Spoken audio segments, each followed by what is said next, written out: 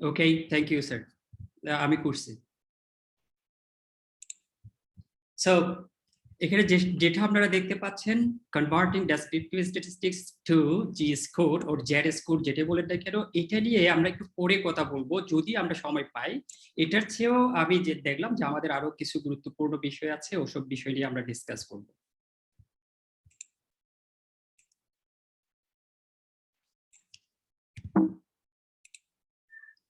So test of normality, এই normality বিষয়টা আমাদের কাছে, আমাদের জন্য, আমরা যারা গবেষণা করি তাদের জন্য খুবই গুরুত্বপূর্ণ, যার কারণে এটাকে আমি একটু প্রায়োরিটি দিচ্ছি।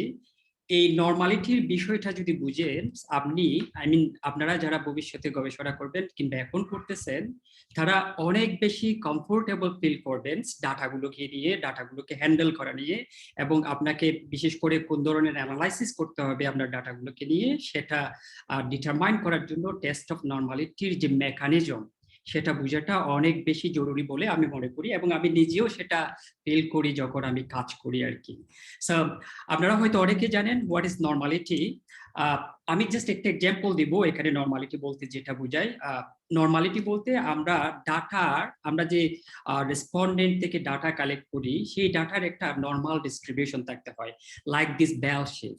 হ্যাঁ, সো এই ডাটা যদি নর্মালি ডিস্ট্রিবিউটেড না হয় তাহলে সেটার উপর ডিপেন্ড করবে যে আমরা কোন ধরনের টেস্টগুলো রান করতে পারবো, কন্ডাক্ট করতে পারবো with a particular set of data. So এখানে খেয়াল করলে দেখবেন আপনারা যে 60 in a normal distribution 68% of values will lie between plus or minus 1 standard deviations of the mean. 95.5% of values will lie between plus minus 2, and 99.7% values will lie between plus minus 3. So এটা আমার মনে হয় এখান থেকে এইভাবে বললে তেমন কোনো কিছু বোঝা যায় না। এটার জন্য আমি একটা এক্সাম্পল দিব। আপনারা ঠিক এই নর্মাল ডিস্ট্রিবিউশন কার্ভটার দিকে যদি খেয়াল করেন, এখানে দেখবেন 68%, অর্থাৎ আমার টোটাল রেসপন্ডেন্টের 68% থাকবে হচ্ছে আমাদের যে মিন, তার থেকে প্লাস মাইনাস 1 স্ট্যান্ডার্ড ডেভিয়েশনস পয়েন্টে থাকবে, অর্থাৎ অথবা রেঞ্জে থাকবে আমরা বলতে পারি। সেটা কিরকম, আমি যদি বলি ধরেন বাংলাদেশের মানুষের গড় উচ্চতা হচ্ছে 5 ফিট 3 ইঞ্চি আমি ধরলাম, অর্থাৎ হচ্ছে 63 ইঞ্চ। ঠিক আছে, তাহলে 63 ইঞ্চটা হচ্ছে আমাদের এই মিন। আমি কি বুঝাতে পারছি? এভারেজ আর কি। বাংলাদেশের মানুষের গড় উচ্চতা হচ্ছে 5 ফিট 3 ইঞ্চি, 5 ফিট 3 ইঞ্চ।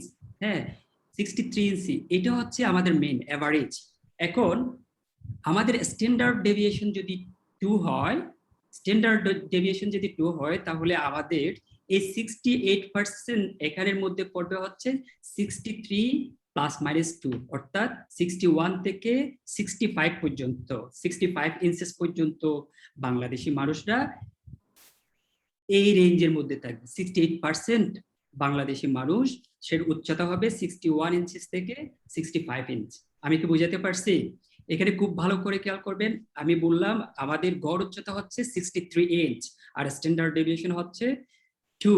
তাহলে স্ট্যান্ডার্ড ডেভিয়েশনকে এই প্লাস মাইনাস 1 এটা দিয়ে মাল্টিপ্লাই করে দিবেন। মাল্টিপ্লাই করে যেটা পান, 2 কে প্লাস মাইনাস 1 দিয়ে মাল্টিপ্লাই করলে আমরা পাই প্লাস মাইনাস 2। তাহলে এটা যোগ করবেন এবং বিয়োগ করবেন, তাহলে আমাদের দাঁড়ায় কি 61 টু 65। তাহলে বাংলাদেশের মানুষের গড় উচ্চতা যেটা, সেটা থেকে 2 ঘর নিচ্ছে অথবা 2 ঘর উপরে, আমি 2 ইঞ্চি নিচ্ছি অথবা 2 ইঞ্চি উপরে, এইটার মধ্যে 68% মানুষ থাকবে। আবার প্লাস মাইনাস 2 এর অর্থ হলো যে আমাদের যে স্ট্যান্ডার্ড ডেভিয়েশন 2 বলছি সেটাকে আপনি প্লাস মাইনাস 2 দিয়ে মাল্টিপ্লাই করেন, তাহলে দাঁড়ায় হচ্ছে কত 4 প্লাস মাইনাস 4। তাহলে 95.5% মানুষ থাকবে হচ্ছে আমাদের ওই 63 এর সাথে 4 যোগ করেন এবং 4 বিয়োগ করেন, অর্থাৎ 59 থেকে আমার 67, 59 থেকে 67, দ্যাট মিনস আমার হচ্ছে 4 ফিট 9 ইঞ্চি থেকে 5 ফিট 7 ইঞ্চি এর মধ্যে উচ্চতা থাকবে 95.5% মানুষের, বাংলাদেশের মানুষের। দেন প্লাস মাইনাস 3, এটার অর্থ হচ্ছে ওই যে আমাদের স্ট্যান্ডার্ড ডেভিয়েশন 2 সেটাকে প্লাস মাইনাস 3 দিয়ে মাল্টিপ্লাই করে, তাহলে দেখবেন যে আমরা পাই হচ্ছে 6। ঠিক আছে, তাহলে 63 থেকে 6 গেলে হচ্ছে এদিকে 57, আর ওইদিকে 63 এর সাথে প্লাস 6 6 অ্যাড করলে তাহলে হচ্ছে আমার 69, অর্থাৎ 99.7% মানুষের উচ্চতা 57 ইঞ্চেস থেকে 69 ইঞ্চেসের মধ্যে থাকবে। তাহলে এরকম যদি হয় তখন সেটাকে আমরা বলছি নরমালি ডিস্ট্রিবিউশন অথবা নরমাল ডিস্ট্রিবিউশন। ওকে, আমার মনে হয় বুঝে গেছে যে এটা আসলে কি বলতে চাচ্ছি আমি এখানে। অর্থাৎ আমাদের যে মিন, সেই মিন থেকে স্ট্যান্ডার্ড ডেভিয়েশন যত, তার সাথে +-1 মাল্টিপ্লাই করবেন, আরেকবার মাল্টিপ্লাই করবেন +-2, আরেকবার মাল্টিপ্লাই করবেন +-3, তখন 68% রেসপন্ডেন্ট থাকবে, সরি +-1 এর মধ্যে থাকবে হচ্ছে 68% 1, +-2 এর মধ্যে থাকবে হচ্ছে 95.5%, +-3 এর মধ্যে থাকবে হচ্ছে 99.7%। তখন এই ডিস্ট্রিবিউশনটাকে আমরা বলবো হচ্ছে নরমাল ডিস্ট্রিবিউশন। এখন আসেন, আমার কি কারো কি কোনো কনফিউশন আছে এই ব্যাপারে? আমার মনে হয় এটা ক্লিয়ার। ওকে, সো এখন আসেন এই নরমালিটি আমরা কতভাবে টেস্ট করতে পারি। নরমালিটি টেস্ট করার জন্য আসলে আমাদের এসপিএস এ বেশ কিছু ওয়ে আছে। আমরা স্ট্যাটিস্টিক্যালি সেটা দেখতে পারি। Statistically means by using some numbers we can test the normality of data. For example, skewness and kurtosis test আছে, Kolmogorov-Smirnov test আছে, Shapiro-Wilk test আছে। এর বাইরেও আরো কিছু টেস্ট আছে, এটা আমি একটু পরে যাচ্ছি। আর গ্রাফিক্যালিও আমরা এটা টেস্ট করে দেখতে পারি যে আমাদের ডাটাটা আসলে নরমাল রেঞ্জের মধ্যে আছে কিনা অথবা নরমাল ডিস্ট্রিবিউশন আছে কিনা। এগুলো হিস্টোগ্রাম হতে পারে, বক্স প্লট হতে পারে, স্টেমেন লিপ প্লট হতে পারে, এবং আরো অনেক কিছু আছে।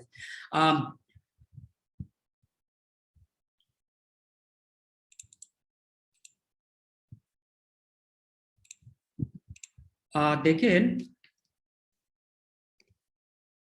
এখানে যে বললাম যে আমরা স্ট্যাটিস্টিক্যালি ডাটা নরমালিটি টেস্ট করতে পারি, সেটা হচ্ছে স্কিউনেস এবং কার্টোসিস দিয়ে অথবা কলমোগ্রাফ-স্মিরনভ টেস্ট দিয়ে, শেপিরো-উইলক টেস্ট দিয়ে। আমরা এটা সম্পর্কে একটু আগে জেনে নিই এই তিনটা নিয়ে। দেখেন স্কিউনেস বলতে আসলে আমরা কি বুঝি, হ্যাঁ, অথবা কার্টোসিস বলতে আমরা কি বুঝি। কার্টোসিস বলতে একটা ডাটা এটা কতটুকু পিকড, ঠিক আছে, একটা ডাটা কতটুকু পিকড অথবা কতটুকু প্লেট, সেটাকে বলা হচ্ছে আমাদের কার্টোসিস। ঠিক আছে, আবার দেখবেন positive values for the kurtosis indicate distribution more peaked than normal. অর্থাৎ এটা 0 হলে ভালো, কার্টোসিসের ভ্যালু যত 0 এর কাছাকাছি হবে আমাদের ডাটা সেটটা ততই নরমাল। আর এটা যত বেশি পজিটিভ আমাদের ডাটা সেটটা তত বেশি পিকড হবে, আর যত বেশি নেগেটিভ এই ডাটা সেটটা তত বেশি এরকম আমাদের ফ্ল্যাট হবে। অন দি আদার হ্যান্ড, আপনি যদি স্কিউনেস এর দিকে তাকান যে এই ডাটা সেটটা আসলে কোনো একদিকে খুব বেশি পরিমাণে হেলে পড়ছে কিনা, আমি যদি একেবারে সোজা বাংলা বলি তাহলে সেটাকে আমরা স্কিউ বলি। হ্যাঁ, এখানে দেখেন a positive skews indicates greater number of small values. দেখেন এই কার্ভটা পজিটিভ স্কিউসনেস বোঝায়, অর্থাৎ আমরা যেসব ডাটা কালেক্ট করছি সেটার অর্থ হচ্ছে এরকম, আমাদের উচ্চতার কথা যদি বলি, উচ্চতার রেঞ্জ যদি এরকম হয় 60 থেকে 70 ইঞ্চেস, তাহলে সেখানে দেখা যাবে যে আমাদের স্মল ভ্যালুস এই পজিটিভ স্কিউনেস এর ক্ষেত্রে স্মল ভ্যালুস বেশি। দ্যাট মিনস আমাদের যে হাইট সেগুলোতে বেশিরভাগ আছে হচ্ছে 60, 61, 62, এগুলা বারবার রিপিট হতে আছে, তখন আমাদের এই কার্ভটা এরকম হয়ে যাবে। অন দ্য আদার হ্যান্ড আমরা দেখবো হচ্ছে যখন নেগেটিভলি স্কিউড বলি তখন আমরা লার্জার ভ্যালুগুলো বেশি পেয়ে থাকি। তাহলে আমরা বললাম আমাদের রেঞ্জ হচ্ছে 60 থেকে 70 ইঞ্চ, তখন এই যে নেগেটিভ স্কিউডলি হবে যখন আমরা দেখি যে লার্জার ভ্যালুস যেমন হচ্ছে আপনার 69, 70, 68 এইভাবে বারবার রিপিট হতে থাকবে, তখন ডাটাটা এভাবে আপনার নেগেটিভলি স্কিউড হয়ে যাবে। এখানে আরেকটা কথা বলি যে পজিটিভ কার্টোসিস যেটা বলতেছি এটা হচ্ছে এরকম, এই যে এটা ঠিক এটা যেভাবে দেখতে পাচ্ছেন এখানে আমি বললাম আমাদের রেঞ্জ, উচ্চতার রেঞ্জ 60 থেকে 70 ইঞ্চ, তার মানে এখানে হচ্ছে আমাদের বেশিরভাগ ডাটা একেবারে 65, 66, 65, 66, 67, 64 এই কয়েকটা নাম্বারকে বারবার রিপিট করতেছে। বারবার রিপিট করার কারণে এটা কিন্তু পিকড হয়ে যাচ্ছে, আবার ফ্ল্যাট হয়ে যাবে কখন, একেবারে 100 জন রেসপন্ডেন্ট থেকে যদি আমরা ডাটা কালেক্ট করি এবং রেঞ্জ যদি 61 থেকে 65 হয়, তাহলে দেখা যাবে এখানে 20 জন 61 দিচ্ছে, 20 জন 62 দিচ্ছে, 20 জন 63, আর 20 জন 64, 20 জন 65। যার কারণে এই ডাটাটা, এই কার্ভটা একেবারে ফ্ল্যাট দেখা যাবে। সো এটার এই চারোটার কোনোটাই আমাদের কাম্য না যদি আমরা নর্মাল ডিস্ট্রিবিউশনের কথা বলি। ওকে, সো এবার আসি যে আমাদের এই যে কার্টোসিস এবং স্কিউনেসের ভ্যালু আসলে কত হলে সেটাকে আমরা স্ট্যান্ডার্ড বলে থাকি। সো এই কার্টোসিস এবং স্কিউনেসের ভ্যালু যদি আমাদের +-1 এর মধ্যে সীমাবদ্ধ থাকে তাহলে সেটাকে আমরা একেবারে স্ট্যান্ডার্ড বলে থাকি। আবার কোনো কোনো ক্ষেত্রে +-2 পর্যন্ত কনসিডার করে থাকে। আবার কিছু কিছু রিসার্চাররা বলছেন এটা হতে হবে +-1.96। আবার কোথাও কোথাও এটা লেখা আছে যে +-3 পর্যন্ত অ্যাকসেপ্টেবল হয়। So it depends. এখন আসেন যে এই কার্টোসিস জেড ভ্যালু, কার্টোসিস এর জন্য আমরা জেড ভ্যালুটা কিভাবে পাবো? এটা খুবই সিম্পল, আমি একটু পরে সরাসরি এসপিএসএস এ গিয়ে দেখাবো। তার আগে জাস্ট আমি এখানে একটু বলে দিই যে কার্টোসিস কে যদি আমরা স্ট্যান্ডার্ড এরর দিয়ে যদি ভাগ করে দিই তাহলে আমরা কার্টোসিস এর জেড ভ্যালু পাবো। আবার স্কিউনেস কে যদি আমরা স্ট্যান্ডার্ড এরর দিয়ে ভাগ করে দিই তাহলে আমরা স্কিউনেস এর জেড ভ্যালু পাবো। ওকে, সো এটা হচ্ছে আমাদের কার্টোসিস এবং স্কিউনেস এর জেড ভ্যালু বের করার ফর্মুলা আমরা বলতে পারি। ঠিক আছে, এটাতে আমি একটু পরে যাব যখন আমরা এসপিএসএস এ গিয়ে আসলে দেখবো যে how to test the normality, then we will try to identify those things later. Then আসেন যে কলমুক্ত। আচ্ছা, এই টেস্টে যাওয়ার আগে এখন আমরা সরাসরি চলে যাই একটা টেস্ট করে দেখি যে কোনো একটা ডাটা সেটের নরমালিটিটা কিরকম। আমার মনে হয় আমি আপনাদেরকে যে ডাটা সেটটা পাঠিয়েছি সেটা আপনারা ইম্পোর্ট করেছেন এসপিএসএস এ। করেছেন? কেউ করেন না এরকম কেউ আছেন? স্যার একটু দেখাই দিলে ভালো হতো মনে স্যার। ওকে, সো এসপিএসএসটা তো ওপেন করা আছে তাই না? জি। এসপিএসএস যদি ওপেন করা থাকে তাহলে আপনি just a minute, I am opening the SPSS. Okay, আমি বলবো সবাইকে এসপিএসএসটা ওপেন রাখার জন্য আর কি, কারণ আমি আজকে আমি নিজে করাচ্ছি, আপনাদেরকে দিয়ে একটু বেশি করাবো। জি স্যার, এটা ভালো হবে স্যার।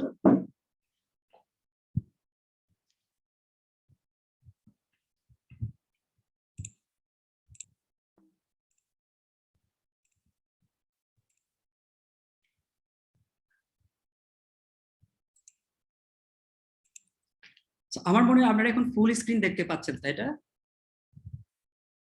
রাইট? জি স্যার, জি স্যার। ওকে, সো এটা কিন্তু কি বলি, আপনাদের নিশ্চয় মনে আছে যে আমি যখন এসপিএসএস ওপেন করলাম আমার এই স্ক্রিনটা আসলো, যেটাকে আমরা বলি হচ্ছে ইন্ট্রোডাক্টরি স্প্ল্যাশ স্ক্রিন। এটা আমাদের দরকার নাই, এখান থেকে কি কি করতে পারবো না পারবো সেটা আমরা আমাদের লাস্ট সেশনে বলেছিলাম। So I am not going to talk about this game. আমি এটাকে ক্রস করে দিলাম, এটা আমার আপাতত দরকার নাই। ঠিক আছে, ওকে। আর আমাদের এই যে আউটপুটের এটাও আমাদের খুব একটা দরকার নাই আপাতত। হ্যাঁ, এটা যখন আমরা অ্যানালাইসিস রান করব তখন রেজাল্টের জন্য এই আউটপুট উইন্ডোটা আমাদের দরকার হবে। সো এবার আসি, এটা হচ্ছে আমাদের এসপিএসএস। সো আপনাদেরকে আমি যে ফাইলটা পাঠিয়েছি সেটা অবশ্যই আমি মনে করি আপনাদের হাতের কাছে আছে, তাহলে আমি সেই ফাইলটা ইম্পোর্ট করতে চাচ্ছি। আমি ফাইলে ক্লিক করতেছি, ইম্পোর্ট ডাটা এক্সেল আমি দিলাম। এখন আমার এক্সেল ফাইলটা হচ্ছে এই যে ডাটা সেট 1, এই ডাটা সেট যেটা আছে এই সেটটা আমি আপনাদেরকে পাঠিয়েছি, যে সেটটা ইউজ করে আজকে আমরা বিভিন্ন রকম ড্রিলস গুলো করব। ওকে, আমি জাস্ট ওপেন দিলাম, কয়েক সেকেন্ডের মধ্যে এটা দেখা যাবে এখানে। ওকে, সো এই স্ক্রিনটা থেকে কিছুই না, জাস্ট আমরা ওকে তে ক্লিক করব। এটা আবার আমাদের দরকার নাই, সিনট্যাক্স গুলো, এগুলোকে সিনট্যাক্স বলে আমি বলছিলাম, বাট এই সিনট্যাক্স আমাদের দরকার নাই, we are not using any syntax. So এই যে আমাদের ডাটা সেটটা চলে আসলো,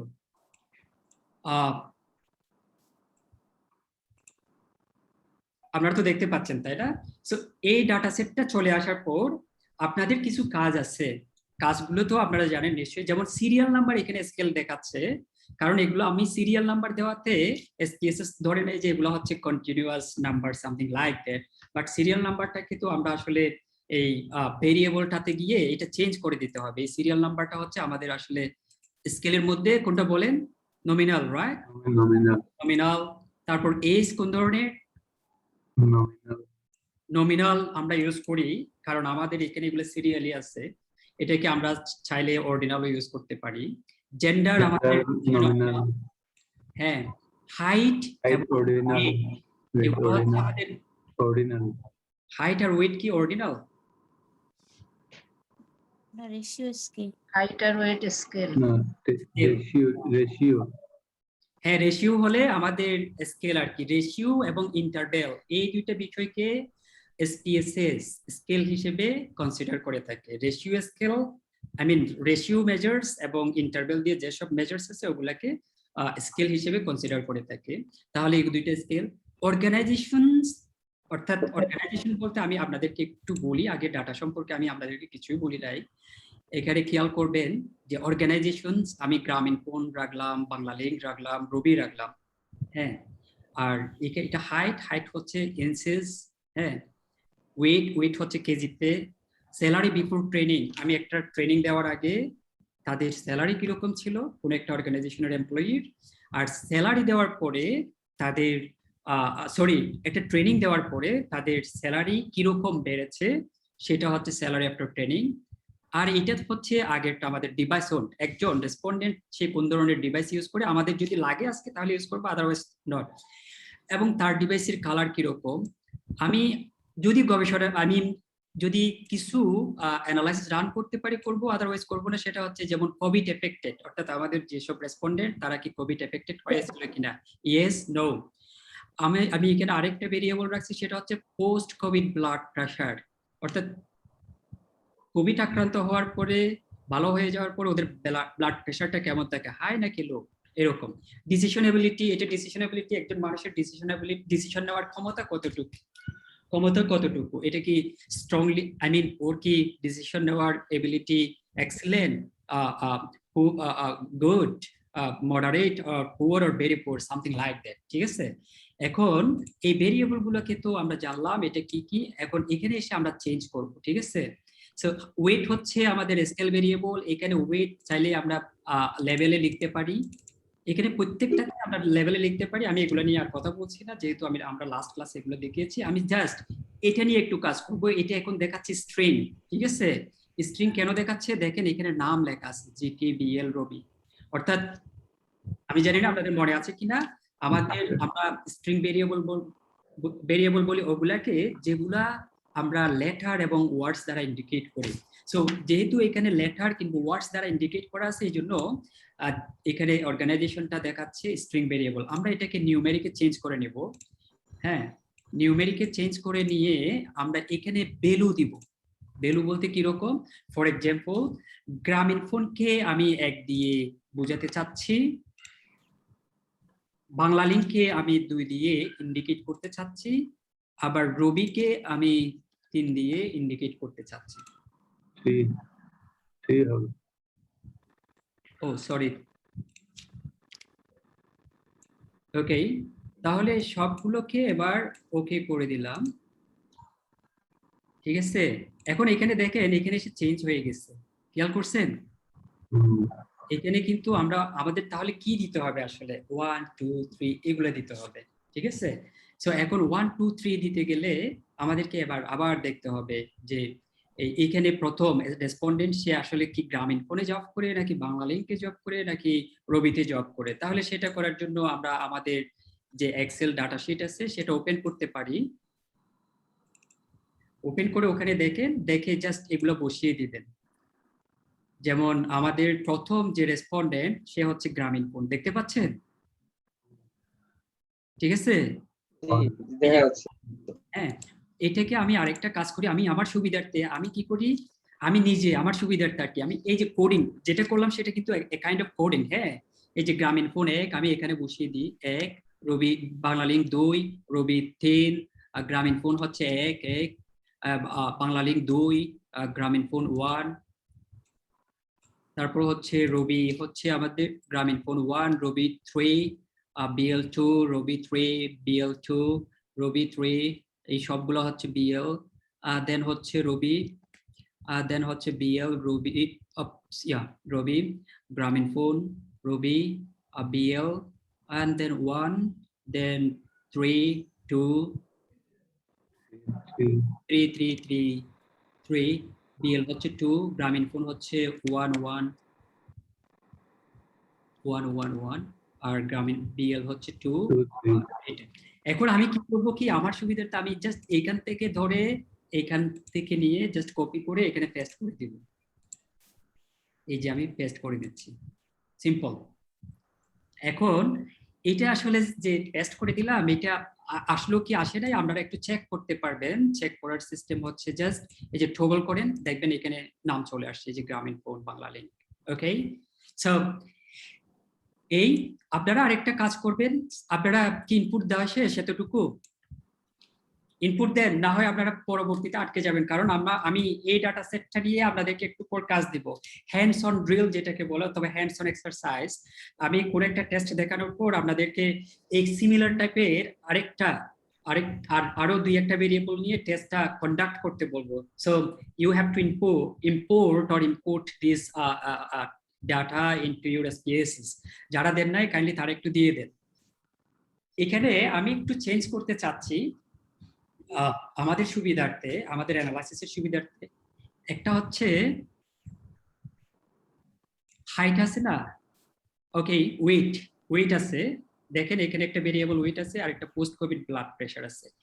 এই পোস্ট কোভিড ব্লাড প্রেশার, এটাকে আমি আপাতত ব্লাড প্রেশার হিসেবে পরিমাপ করব না, এটাকে আমি চাচ্ছি না, এটা আমি আমার অ্যানালাইসিসের সুবিধার্থে আমি এক ধরনের অ্যানালাইসিস করবো ওই জন্য। আসলে কিন্তু এই ভ্যালুগুলো ব্লাড প্রেশারের ভ্যালু, এটা জাস্ট আমি অ্যানালাইসিসটা রান করার জন্য এই কাজটা করতেছি। আমি একটাকে দিচ্ছি ওয়েট, একটাকে দিচ্ছে হচ্ছে আমাদের, আচ্ছা এই কাজটা আমি পরে করলেও হবে, আমরা যখন অ্যানালাইসিস করব তখন করব। আপনারা বলেন শুধুমাত্র এতটুকু পর্যন্ত আপনাদের শেষ কিনা,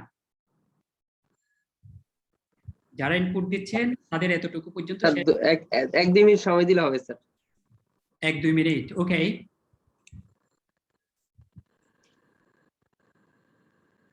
এটা খুবই সিম্পল একটা কাজ।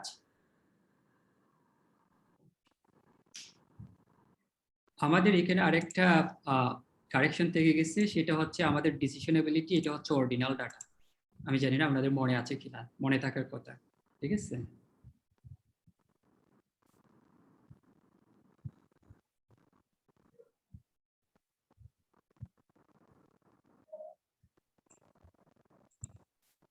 সো আমার মনে হয় আপনাদের ইনপুট দেওয়াটা শেষ আর কি। এখন আমরা আসছিলাম হচ্ছে আমাদের এখানের এই যে স্কিউনেস এবং কার্টোসিস টেস্ট করার জন্য কোনো একটা ভেরিয়েবলের ডাটাগুলো আসলে নরমালি ডিস্ট্রিবিউট অবস্থায় আছে কিনা। তাহলে আমি চলে যাই, একটা টেস্ট করি যে আমাদের ডাটা সেটের কোনো একটা ভেরিয়েবল, ফর এক্সাম্পল আমি চাচ্ছি যে আমাদের ওয়েট অথবা হাইট অথবা অন্য কোনো ভেরিয়েবল আমাদের নরমালি ডিস্ট্রিবিউটেড অবস্থায় আছে কিনা। তাহলে আমি অ্যানালাইজে গেলাম, অ্যানালাইজ থেকে ডেসক্রিপটিভ স্ট্যাটিস্টিক্স, তারপর আমি যাব এক্সপ্লোরে, দেন হচ্ছে আমি ক্লিক করলাম। ক্লিক করে আমি চাচ্ছি যে আমাদের এখান থেকে আপাতত এই দুইটা দেখি যে আমাদের কি অবস্থা। এখানে আমি স্ট্যাটিস্টিক্সে কোনো কিছু না দিলেও চলবে। দেন প্লটসে গিয়ে আমরা দিব হচ্ছে হিস্টোগ্রাম, এন্ড দেন এইটা অবশ্যই দিতে হবে, normality plots with test. Continue দিলাম। আমার মনে হয় এতটুকু পর্যন্ত ক্লিয়ার। হ্যাঁ, এতটুকু পর্যন্ত ক্লিয়ার। আমি জাস্ট এই দুইটা ভেরিয়েবলকে নিয়ে দেখতে চাচ্ছি আসলে whether they are distributed normally or not by checking the kurtosis and skewness. তো ওকে দিলাম। সো আমরা একটা আউটপুট পেলাম। আমাদের এখানে টোটাল রেসপন্ডেন্ট হচ্ছে 41। হ্যাঁ, দেন এবার দেখেন হাইটের মিন হচ্ছে 65.22। হাইটের এভারেজটা হচ্ছে আমাদের যারা রেসপন্ডেন্ট আছে তাদের হাইটের এভারেজ হচ্ছে 65.22। এবার দেখেন এই যে আমাদের ছিল কি, স্কিউনেসের জেড ভ্যালু বের করার জন্য যেটা করতে হবে সেটা হচ্ছে স্কিউনেসের যে স্ট্যাটিস্টিক্স আছে সেটাকে স্ট্যান্ডার্ড এরো দিয়ে ভাগ করে দেব। তাহলে আপনারা ভাগ করেন যে এটাকে এটা দিয়ে ভাগ করেন, দেখেন যে এটা +-1 কিংবা +-1.96 কিংবা +-2 এর চেয়ে বেশি হয়ে যায় কিনা, ঠিক আছে? তাহলে আমার মনে হয় এই যে 0.43 আর এটা হচ্ছে 0.36, এটা তো ছোট, তাই না? সো আমার মনে হচ্ছে এটা দিয়ে এটাকে ভাগ করলে তাহলে 1 এর চেয়ে বড় হবে আর কি, স্বাভাবিক, ঠিক আছে? 1 এর চেয়ে বড় হবে, কিছুটা বড় হতে পারে, যতটুকু আজ করতে পারে এটা হতে পারে 1.20 সামথিং লাইক দ্যাট, ঠিক আছে? তাহলে আমাদের স্কিউনেসের জেড ভ্যালু হলো 1.26 ফর এক্সাম্পল, অথবা আমি সরাসরি ক্যালকুলেট করে দেখতে পারি। সিরি ওপেন দি ক্যালকুলেটর। ওকে, আমি জাস্ট সরাসরি একটু ভাগ করে দেখি 0.436 ডিভাইডেড বাই 0.369, হ্যাঁ 1.18, এটা হচ্ছে আমাদের স্কিউনেসের জেড ভ্যালু, যেটা 1 এর চেয়ে একটু বেশি। আর যদি কার্টোসিসের ক্ষেত্রে দেখি এটা হচ্ছে 0.085, এটা অবশ্যই 1 এর চেয়ে অনেক ছোট হবে, কারণ এই ভ্যালুটা অনেক ছোট আর এই ভ্যালুটা অনেক বড়, তাই এই জন্য আমি আর টেস্ট করতেছি না। তাহলে হাইটের যে নর্মাল ডিস্ট্রিবিউশন সেটা অনেকটা ঠিক আছে বলা যায়, অনেকটা ঠিক আছে বলা যায়। অন্যদিকে ওয়েটেরটা দেখি, ওয়েটেরটা এটা হচ্ছে 0.084, তাহলে 0.084 ডিভাইডেড বাই 0.369, এটা 1 এর চেয়ে অনেক ছোট, 0.227। আবার এদিকে আছে, আপনাদেরকে সাইনগুলো কনসিডার করতে হবে না, এটা জাস্ট কোন দিকে সেটা বুঝায়, লেফট সাইডে কার্টোটিক সরি স্কিউড নাকি রাইট সাইডে স্কিউড, এরকম কোনো কিছু বুঝায়। এন্ড দেন আসেন 0.691 ডিভাইডেড বাই 0.724, তাহলে দেখেন এটা 1 এর কাছাকাছি। তাহলে আমরা বলতে পারি ওয়েটটা কমপ্লিটলি নট, ওয়েটের যে ডাটা সেটটা আমাদের কাছে আসে সেটা আপাতত কার্টোসিস এবং স্কিউনেস দেখে আমরা বলতে পারি কমপ্লিটলি নরমালি ডিস্ট্রিবিউটেড, ঠিক আছে? এন্ড দেন আমি এটাতে চলে আসি এবার। স্লাইড তো দেখতে পাচ্ছেন তাই না? এখন স্লাইড তো দেখতে পাচ্ছেন, ঠিক আছে? তাহলে আমরা +-1 যদি হয় তাহলে সেটাকে আমরা নরমালি ডিস্ট্রিবিউট বলি, অথবা কোনো কোনো ক্ষেত্রে +-2 পর্যন্ত কাউন্ট করে, এর চেয়ে বেশিও কাউন্ট করে থাকে। এখন আমরা আরেকটা টেস্ট দেখবো, সেটা হচ্ছে সিগনিফিকেন্স ভ্যালু, কলমোগ্রাফ স্মিরনফ টেস্ট এবং শেপির-উইল টেস্ট। এই টেস্টে আমরা যেটা করি সেটা হচ্ছে সিগনিফিকেন্স ভ্যালু অথবা probability value, P value greater than 0.05 হলে নাল হাইপোথেসিস অ্যাকসেপ্টেড। আর এখানে নাল হাইপোথেসিস বলতে আমরা, নাল হাইপোথেসিস হলো আমাদের ডাটা ডিস্ট্রিবিউশন ইজ নরমাল। ওকে, আমরা হাইপোথেসিস ধরার সময় দুইটা হাইপোথেসিস ধরি, একটা হচ্ছে নাল হাইপোথেসিস আর একটা হচ্ছে অল্টারনেটিভ হাইপোথেসিস। হ্যাঁ, সো নাল হাইপোথেসিস রিজেক্টের অর্থ হলো যদি নাল হাইপোথেসিস রিজেক্ট হয় তাহলে অল্টারনেটিভ হাইপোথেসিস অ্যাকসেপ্টেড হবে, আর নাল হাইপোথেসিস অ্যাকসেপ্ট হলে অল্টারনেটিভ হাইপোথেসিস রিজেক্ট হবে। তাহলে সিগনিফিকেন্স ভ্যালু অথবা পি ভ্যালু যদি গ্রেটার দেন 0.05 হয়, খুব ভালো করে খেয়াল করেন, পি ভ্যালু যদি গ্রেটার দেন 0.05 হয় তাহলে null hypothesis accepted. On the other hand significance value আর পি ভ্যালু যদি less than 0.05 হয়, fail to reject null hypothesis, that means alternative hypothesis accepted. ওকে, এখন আসেন এই বিষয়টা আমরা আসলে দেখব হচ্ছে এই এসপিএসএস এ। এটার জন্য আমাদের আসলে নতুন ভাবে টেস্ট রান করার দরকার নাই। স্যার আমাকে একটু ফিগারটা আবার বলবেন, কত গ্রেটার দেন কত খেয়াল করতে পারি না স্যার। 0.5। ওকে, এখানে লেখা, এখানে দেখা যাচ্ছে, হ্যাঁ এই যে গ্রেটার দেন 0.05 হলে, গ্রেটার দেন 0.05 হলে নাল হাইপোথেসিস অ্যাকসেপ্টেড, আর লেস দেন 0.05 হলে null hypothesis. Okay sir, thank you sir, thank you sir. Sorry, খুব ভালো করে খেয়াল করেন, গ্রেটার দেন 0.05 হলে নাল হাইপোথেসিস অ্যাকসেপ্টেড, আর গ্রেটার দেন 0.05 হলে নাল হাইপোথেসিস রিজেক্টেড।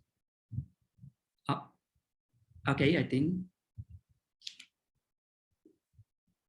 হ্যাঁ, রিজেক্ট নাল হাইপোথেসিস। ওকে, এটা ঠিক আছে। এখন আমাদেরকে নতুন করে আমি আর টেস্ট রান করতেছি না, ওই একই টেস্টে যেখানে আমরা এখান থেকে গিয়েছিলাম অ্যানালাইজ, ডেসক্রিপটিভ স্ট্যাটিস্টিক্স, ডেসক্রিপটিভ, এখান থেকে ঠিক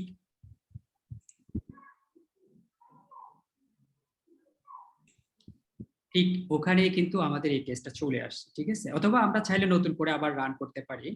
এখন দেখেন এখানে এই টেস্ট অফ নরমালিটি দেখেন, কলমোগ্রফ স্মিয়ারনফ টেস্ট, স্ট্যাটিস্টিক্স আছে, ডিগ্রি অফ ফ্রিডম আছে, সিগনিফিকেন্ট আছে, ঠিক আছে? তাহলে দেখেন যে হাইট, এটা এটা হচ্ছে সিগনিফিকেন্ট ভ্যালু অথবা পি ভ্যালু। এটা কি গ্রেটার দেন 0.05, গ্রেটার দেন 0.05, 0.20? আপনারা তো দেখতে পাচ্ছেন। হ্যাঁ greater than 0.05 তাহলে বলেন এবার গ্রেটার দেন 0.05 হলে আমাদের নাল হাইপোথিসিস কি হবে? accepted অ্যাকসেপ্টেড হবে। আমাদের নাল হাইপোথিসিস কি ছিল? 0.05 0.05 ডিস্ট্রিবিউশন ইজ নরমাল। আমাদের নাল হাইপোথিসিস ছিল ডাটা ডিস্ট্রিবিউশন ইজ নরমাল। তার মানে normal হাইটের যে ডাটাটা আছে সেটার ডিস্ট্রিবিউশন হচ্ছে নরমাল।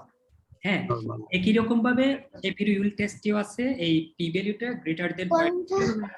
দ্যাট মিন্স আমাদের null hypothesis data distribution is normal is accepted. একই রকম ভাবে ওয়েটের বেলায়ও সত্য। তাহলে হাইট এবং ওয়েট এই দুটারই ডাটা সেট আমাদের normally distributed ওকে। সো এই হচ্ছে অবস্থা। এখন আসি আরেকটা বিষয়ে আমি আপনাদেরকে নিয়ে যাই, আপাতত এটা আর আমাদের আপাতত দরকার নাই। হ্যাঁ, একটু Okay. স্যার একটু অপশনটা আরেকবার দেখাবেন? অ্যানালাইজ, ডেসক্রিপটিভ স্ট্যাটিস্টিক্স, ডেসক্রিপটিভ এখানে যাবেন।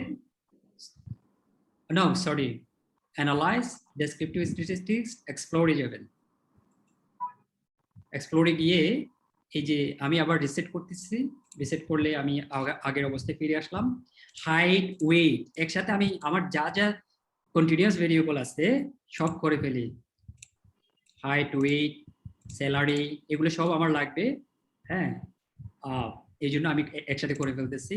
স্ট্যাটিস্টিক্সে আমাকে কিছুই করতে হবে না।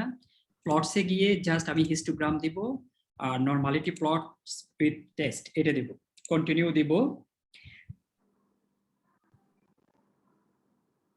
কারো কি কোনো প্রবলেম হচ্ছে? আমি কি খুব দ্রুত যাচ্ছি? আচ্ছা, ইটস ওকে। ওকে, সো আমার মনে হয় এতটুকু পর্যন্ত ক্লিয়ার। এবার যদি আমি স্যার একটু কলমোগ্রফ ওয়েট টেস্টটা একটু দেখতে চাচ্ছি, শেপিরো উইল টেস্ট হ্যাঁ ওইটার অপশনটা একটু দেখতে পাচ্ছি। সেম একইভাবে দুইটাই আসবে। এই যে একইভাবে আমাদের এই যে স্কিউনেস কার্টোসিস বলেন হাইটের জন্য, স্যালারি বিফোর ট্রেনিং এটার জন্য স্কিউনেস কার্টোসিস আছে, স্যালারি আফটার ট্রেনিং এটার জন্য। এখন এই যে আমাদের কলমোগ্রফ স্মিয়ারনফ টেস্ট এবং শেপিরো উইল টেস্ট আছে। এখন দেখেন এখানে সব ওকে, thank you. Normally distributed.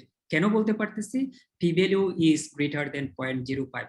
So আমাদের নাল হাইপোথিসিস ছিল data distribution is normal. So P value যদি গ্রেটার দেন 0.05 হয় তাহলে আমাদের নাল হাইপোথিসিস অ্যাকসেপ্টেড। তার মানে আমাদের ডাটা সেটটা নরমালি ডিস্ট্রিবিউটেড। এই বিষয়টা যদি আপনি ভালো করে বুঝেন, আর আমি যে গ্রাফগুলো দেখিয়েছি কখন পিক, কখন প্লেট, কখন লেফট স্কিউড, কখন রাইট স্কিউড, এই বিষয়গুলো যদি আপনি খুব ভালো করে রপ্ত করতে পারবেন, then you will be able to handle the data sets very easily. আপনি অনেক ইজিলি ডাটাগুলোকে হ্যান্ডেল করতে পারবেন। আর এটার উপর ডিপেন্ড করা হচ্ছে আমরা আসলে কোন টেস্ট করাবো। এই জন্যই আমি এই নরমালিটি টেস্টগুলো করতেছি। এটাও তো হচ্ছে স্ট্যাটিস্টিক্যালি। আবার অনেকে যেটা করে সেটা হচ্ছে এখানে দেখে হিস্টোগ্রাম দেখে। তবে হিস্টোগ্রাম দেখাকে আমি হিস্টোগ্রাম কিংবা আদার প্লটস দেখে একটা ডিসিশন নেওয়ার চেয়ে আমি এই স্ট্যাটিস্টিক্স দেখে ডিসিশন নেওয়াকে অনেক বেশি প্রেফারেবল মনে করি। কারণ অনেক সময় আমরা জাস্ট ডায়াগ্রাম দেখলে এখানে ভুল হওয়ার সম্ভাবনা আছে, ঠিক আছে? যেমন এটা থেকে মনে হচ্ছে এটা নরমালি ডিস্ট্রিবিউটেড, আবার আরেকটা দেখলে মনে হবে সামথিং লাইক ইট ইজ, এটা খুব সুন্দরভাবে নরমালি ডিস্ট্রিবিউটেড বুঝে যায়। সো ওকে, এখন এটা আমাদের দরকার নাই, আমি এটা ইয়া করে দিচ্ছি। আমি আমাদের স্লাইডে যাচ্ছি আবার। আচ্ছা, একটা কোয়েশ্চেন। প্লিজ। আচ্ছা, এই যে এখানে আমরা দেখলাম যে ডাটাগুলো নরমালি ডিস্ট্রিবিউট হচ্ছে অ্যাকর্ডিং টু দ্য টেস্ট। যদি নরমালি ডিস্ট্রিবিউটেড না হয় তখন আমরা কি করব? এটার জন্যই আমি আসতেছি, সেটার জন্য করতেছি। এটার জন্য আমি, তাহলে আপনি যেহেতু জিজ্ঞেস করছেন আমি একটু বলে দিই। ডাটা যদি নরমালি ডিস্ট্রিবিউটেড হয় তাহলে আমরা প্যারামেট্রিক টেস্ট করি, আর যে ডাটা যদি নরমালি ডিস্ট্রিবিউটেড না হয় তাহলে আমরা নন প্যারামেট্রিক টেস্ট করি। এটাতে আমি পড়ে আসবো, একটু পরে আমি একদম ক্লিয়ার হয়ে যাবে। হ্যাঁ, ওকে। সো আমাদের এটা শেষ। এবার আসেন যে fundamentals of hypothesis testing. So আপনারা তো জানেন যে হাইপোথেসিস আমরা কিভাবে ডেভেলপ করি। খুবই সিম্পল, আপনি জাস্ট চিন্তা করেন যে আপনি আশেপাশের যত মানুষকে দেখতেছেন যারা জব করে, চাকরি করে, তাদের স্যালারি, আপনি বললেন যে আমার সাথে যারা পরিচিত তাদের স্যালারি এভারেজে 1 লাখ টাকা। এটা হচ্ছে a kind of hypothesis, but এটা তো এভাবে বললে হবে না, এটার জন্য আমাদেরকে কিছু সায়েন্টিফিক ওয়ে ফলো করতে হবে। এই সায়েন্টিফিক ওয়ে হচ্ছে কিছু স্ট্যাটিস্টিক্যাল টেস্ট করা। আমি কি বুঝাতে পারছি? অথবা চিন্তা করেন যে you are in an apple orchard, apple বাগানে গেছেন, তো আপনি অ্যাপল গুলোর সাইজ দেখে বলতেছেন যে এখানে প্রত্যেকটা অ্যাপলের সাইজ এভারেজে 150 গ্রাম হবে, 150 গ্রাম হবে। তাহলে এটা হচ্ছে কাইন্ড অফ হাইপোথেসিস, বাট এটাকে আমাদেরকে সায়েন্টিফিক্যালি প্রুভ করতে হবে। আমি কি বুঝাতে পারছি? এই সায়েন্টিফিক্যালি প্রুভ করা হচ্ছে আমি এই যে স্ট্যাটিস্টিক্যাল টেস্ট গুলো করা। তাহলে দেখেন, সো আমাদের we must decide which statistical methods to apply to test hypothesis, to accept or reject the hypothesis, ঠিক আছে? সো এটা ডিপেন্ড করে হচ্ছে আসলে আমাদের সম্পর্কটা কোন ধরনের, কি আমরা মেজার করতে। যেমন দেখেন যে আপনি চাচ্ছেন if the objective is to discover a significant relationship between two variables, we will need to test relationship hypothesis. For example, দেখেন there is a relationship between the variables gender and income. So gender এবং ইনকামের মধ্যে আমরা ধরে নিচ্ছি একটা significant relationship আছে, তাহলে আমরা নাল হাইপোথেসিস ধরে নিচ্ছি, আবার হচ্ছে অল্টারনেটিভ হাইপোথেসিস ধরে নিচ্ছি, ঠিক আছে? সো আমাদের নাল হাইপোথেসিস হবে সবসময় there is no correlations or there is no relationship between gender or income, এবং অল্টারনেটিভ হাইপোথেসিস হবে there is a correlation between gender and income. So এই হচ্ছে আমাদের হাইপোথেসিসের কাইন্ড অফ বেসিক। দেন আবার আগের মতো আমাদের পি ভ্যালু যদি গ্রেটার দেন 0.05 হয় তাহলে নাল হাইপোথেসিস আমাদের অ্যাকসেপ্ট করতে হবে, এবং সেক্ষেত্রে আমাদের অল্টারনেটিভ হাইপোথেসিস রিজেক্ট করতে হবে। আবার পি ভ্যালু যদি 0.05 এর চেয়ে ছোট হয় নাল হাইপোথেসিস রিজেক্ট করতে হবে এবং অল্টারনেটিভ হাইপোথেসিস অ্যাকসেপ্ট করতে হবে। এই হচ্ছে আমাদের ফান্ডামেন্টালস অফ হাইপোথেসিস। দেন এবার আসি যে আমরা আসলে কেন এই নরমালিটি টেস্টটা করেছিলাম, এটার উদ্দেশ্য কি, সেখানে চলে যাচ্ছি। Parametric test and non parametric test. So parametric টেস্টে যেটা হয় সেটা হচ্ছে পপুলেশনের প্যারামিটার সম্পর্কে কিছু আইডিয়া আমাদের থাকে। যেমন এই যে বললাম ডাটা সেটটা নরমাল কিনা, ডাটা সেটে কোনো আউটলায়ার আছে কিনা, লার্জ স্যাম্পল সাইজ কিনা, ডাটা সেটে যেসব রেসপন্ডেন্ট থেকে আমরা ডাটা কালেক্ট করেছি, এখানে যেসব ভেরিয়েবল দিয়ে আমরা ডাটা কালেক্ট করছি এই ভেরিয়েবল গুলো ইন্টারভ্যাল অথবা রেশিও লেভেল মেজারমেন্ট কিনা, এরকম যদি হয় তাহলে আমরা প্যারামেট্রিক টেস্ট করে থাকি। আর যদি না হয় তাহলে আমরা নন প্যারামেট্রিক টেস্ট করে থাকি। অর্থাৎ দেখেন নন প্যারামেট্রিক টেস্টে ডাটা হচ্ছে নন নরমাল, আর এখানে হচ্ছে নরমাল। এখানে আউটলায়ার থাকতে পারে, এখানে আউটলায়ার অবশ্যই থাকবে না। এখানে যদি আউটলায়ার থাকে ডাটা কিন্তু অটোমেটিক্যালি নরমাল ডিস্ট্রিবিউশন থেকে সরে যায়, এই জন্য আউটলায়ার থাকতে পারবে না। এখানে স্মল স্যাম্পল সাইজ স্মল হতে পারে, এখানে কিন্তু লার্জ স্যাম্পল সাইজ দরকার। হ্যাঁ, অনেকে বলে যে sample size more than 30 is okay for parametric test. আর এখানে নন প্যারামেট্রিক টেস্ট আপনি 5 জন 10 জন নিয়েও আপনি নন প্যারামেট্রিক টেস্ট করতে পারবেন। আর এই নন প্যারামেট্রিক টেস্ট এগুলা আসলে হয় হচ্ছে ওই যে নমিনাল অথবা অর্ডিনাল মেজার্স দিয়ে। বাট সবচেয়ে বড় কন্ডিশন যেটা, সেটা হচ্ছে এই দুইটার জন্য প্যারামেট্রিক টেস্টের জন্য ডাটা অবশ্যই নরমাল থাকতে হবে, আবার নন প্যারামেট্রিক টেস্টের জন্য ডাটা নরমাল। আমি কি বুঝাতে পারছি এতটুকু? আমি কি একটু বলতে পারি? হ্যাঁ, শিওর। Thank you. প্যারামেট্রিক টেস্টের ক্ষেত্রে আমি স্যাম্পল সাইজ স্মল হয় তখন তো করা যায় না, প্যারামেট্রিক টেস্টের ক্ষেত্রে স্যাম্পল সাইজ আপনি কত বলতেছেন সেটার একটা বিষয় আছে, যেটা আমি বললাম যে না, আপনি লার্জ বলতে কতখানি বোঝাচ্ছেন আমি সেটা আগে জানতে চাচ্ছি, তারপর আমি বলবো আপনাকে স্মল লেস দেন 30। আমি এই টেস্টটা কি প্যারামেট্রিক না? লেস দেন 30 দিয়ে রিসার্চাররা যেটা বলতেছে সেটা প্যারামেট্রিক টেস্টের জন্য না হলেই ভালো। আচ্ছা আচ্ছা, greater than 30 is recommended for parametric test. আচ্ছা আচ্ছা। না, আমি জানতে চাচ্ছি যে জেনারেলাইজ কিনা, যে লার্জ স্যাম্পল অলওয়েজ কি এটা জেনারেলাইজ কেস না এটা স্পেশাল কেসও আছে? যেমন আমরা যেমন টি টেস্টের ক্ষেত্রে তো আমি স্যাম্পল সাইজ তো স্মল হলেও চলে। হ্যাঁ, কিছু রিসার্চাররা যেটা রিকমেন্ড করে সেটা হচ্ছে প্যারামেট্রিক টেস্ট যদি আপনি রান করতে চান তাহলে sample size more than 30 is good, এটাই। দেন জেট টেস্ট করতে হবে, জেট টেস্ট করতে হবে। Jet test preferable. হ্যাঁ, ওকে। আবার আপনি যদি এমনি নরমালি কোনো একটা রিসার্চের কথা বলেন, সেখানে স্যাম্পল সাইজ কত হবে সেটা ডিটারমাইন করার জন্য কিছু ওয়ে আছে। যেমন আপনার একটা মডেল আছে রান করার জন্য, মডেল বলতে research model, proposed research model. ওই মডেলে ভেরিয়েবল কয়টা আছে কিংবা ওই মডেলে কয়টা কোয়েশ্চন, স্টেটমেন্ট, ইন্ডিকেটরস আছে, সেগুলোর উপর ডিপেন্ডস করে হচ্ছে আপনার স্যাম্পল সাইজটা কত হতে হবে। হ্যাঁ, আবার সেটার চেয়ে আবার অনেকে যেটা বলে যে you can determine the sample size using the G power. এটা জি পাওয়ার একটা ফ্রি সফটওয়্যার, সো আপনি এটা ইনস্টল করে আপনি জাস্ট রান করতে পারেন। ওখানে কিছু ইনপুট দিয়ে আপনি আইডেন্টিফাই করতে পারবেন যে what number of samples you actually need for running a different kind of test. Okay, so এবার আসি আমি প্যারামেট্রিক টেস্ট এবং নন প্যারামেট্রিক টেস্ট তো বললাম, এখানে কোন কোন টেস্টগুলো আছে আমরা একটু দেখে নিই। যেমন প্যারামেট্রিক টেস্টে আছে one sample T test, independent sample T test, তারপর হচ্ছে ANOVA, factorial ANOVA, Pearson's correlations, এগুলো হচ্ছে আমাদের parametric test. On the other hand non parametric test হচ্ছে sign test, just a minute, sign test, one sample, Wilcoxon sign rank test, এগুলো আপনারা দেখতে পাচ্ছেন। So I am not going to talk about them. এখানে যেমন কাই-স্কয়ার test, এটাও কিন্তু actually নন parametric test, যেটা আমি এখানে মেনশন করি নাই। সো এখন কখন এই টেস্টগুলো আপনারা রান করবেন সেটা বোঝাটা খুবই জরুরি।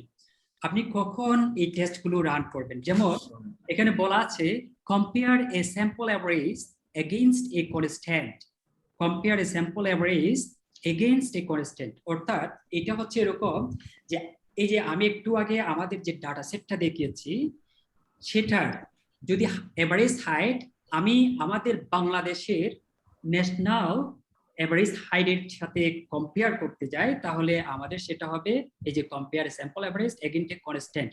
এখানে কনস্ট্যান্ট কোনটা? বাংলাদেশের মানুষের গড় উচ্চতা যেটা, সেটা হচ্ছে কনস্ট্যান্ট, ঠিক আছে? সেটাকে আমরা কম্পেয়ার করব আমাদের যে স্যাম্পল তার উচ্চতার যে এভারেজ সেটার সাথে কম্পেয়ার করব। এবং সেক্ষেত্রে আমাদের ডাটা সেটটা যদি নর্মাল হয় তাহলে আমরা ওয়ান স্যাম্পল টি টেস্ট করব, আর যদি না হয় তাহলে আমরা সাইন টেস্ট কিংবা one sample Wilcoxon sign rank test করব। আমি কি বুঝাতে পারছি? টু ওয়ে ক্লাসিফিকেশন যেটা অ্যানোভা, ওটা নন প্যারামেট্রিক হবে না? আমি ওইদিকে যেতে চাই না, কারণ হচ্ছে ওগুলো আরো অ্যাডভান্স লেভেলের। আচ্ছা আচ্ছা, আমি ওইদিকে যেতে চাই না। যেমন আমি এখানে রিগ্রেশন এখানে অ্যাড করি না। হ্যাঁ, অনেক কিছুই আমি এখানে নিয়ে আসি না, কারণ হচ্ছে ফ্যাক্টর অ্যানালাইসিস। এখন আসি যে compare two independent sample average. এটা হচ্ছে এরকম যে ধরেন আমাদের এখানে যে ডাটা সেটটা আছে ফিমেলের, ওকে, হ্যাঁ, মেল এবং ফিমেলের যে আপনার স্যালারি, সেই স্যালারির মধ্যে কোনো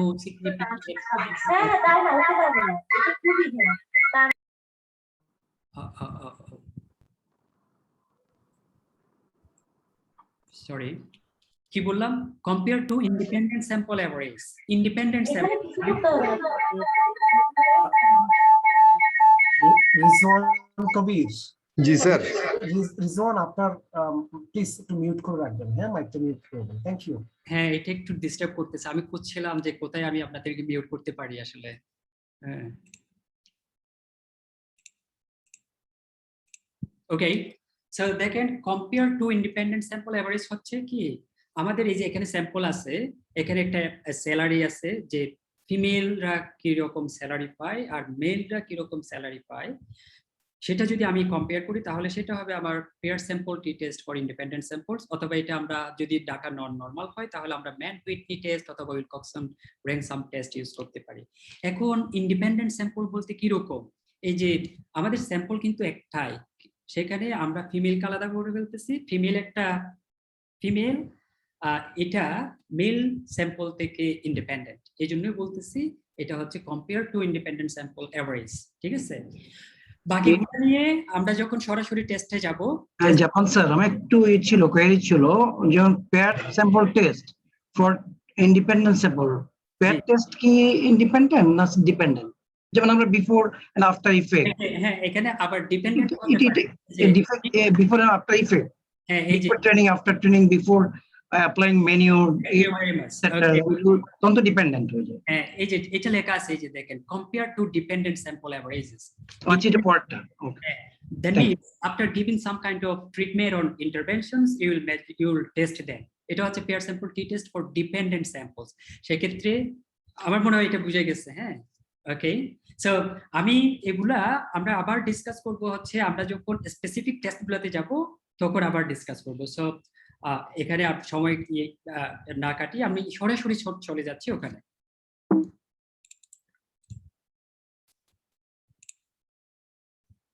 আপনারা তো দেখতে পাচ্ছেন তাই না?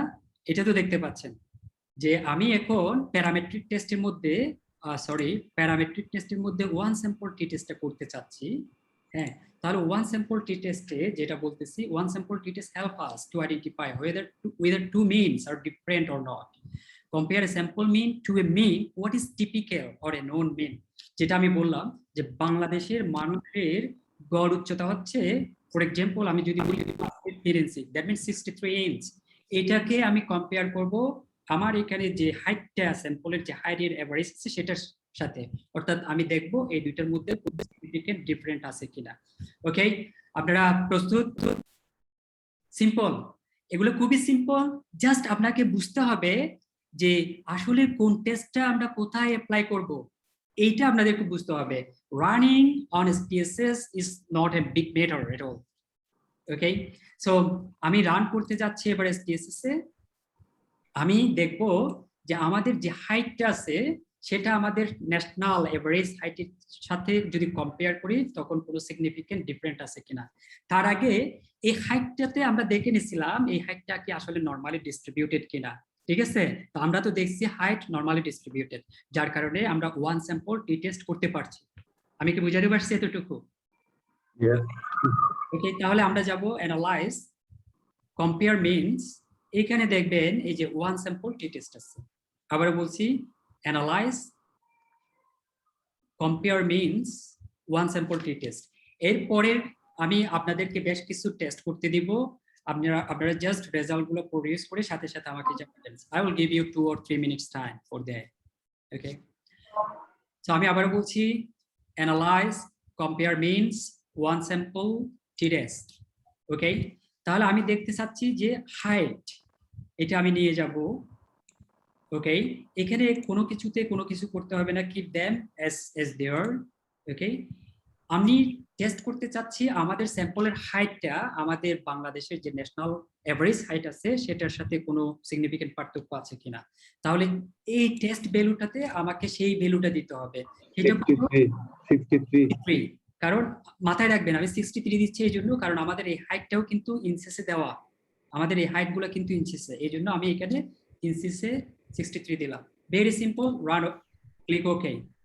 এবার দেখেন যে এখানে মেইন আসছে, তো স্ট্যান্ডার্ড ডেভিয়েশন আছে, তো এগুলা নিয়ে আমি কথা বলতে চাচ্ছি না, কথা বলার কিছু নাই। আমি জাস্ট ওয়ান স্যাম্পল টি টেস্টে এটা আসলে সিগনিফিকেন্ট কিনা, অথবা সিগনিফিকেন্ট পার্থক্য আছে কিনা সেটাই দেখে নেই। তাহলে এটা দেখার I mean to check this we have 3 options. হ্যাঁ, প্রথম অপশন হচ্ছে আমাদের টি ভ্যালু যেটা আছে, এই টি ভ্যালুটা আমি আপনাদেরকে যে স্টুডেন্টস টি টেবলটা দিয়েছি সেখানে একটা এই degree of freedom 40 degree of ফ্রিডমে এবং 2 টেল টেস্টের আলফা লেভেল 0.05 এ একটা ক্রিটিক্যাল ভ্যালু আছে। আমি কি বুঝাতে পারছি? ম্যাডাম আমি কি খুব দ্রুত যাচ্ছি? ফারজানা ম্যাডামকে বলছি।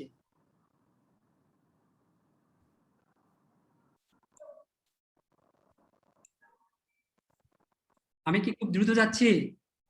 ওকে, এখন তাহলে কি বললাম, এই টি ভ্যালুটা আমাদের যে স্টুডেন্টস টি টেবল আছে সেটার সাথে আমরা কম্পেয়ার করব। তাহলে আমি দেখি আমাদের স্টুডেন্টস টি টেবলে এই ভ্যালুটা আসলে কত।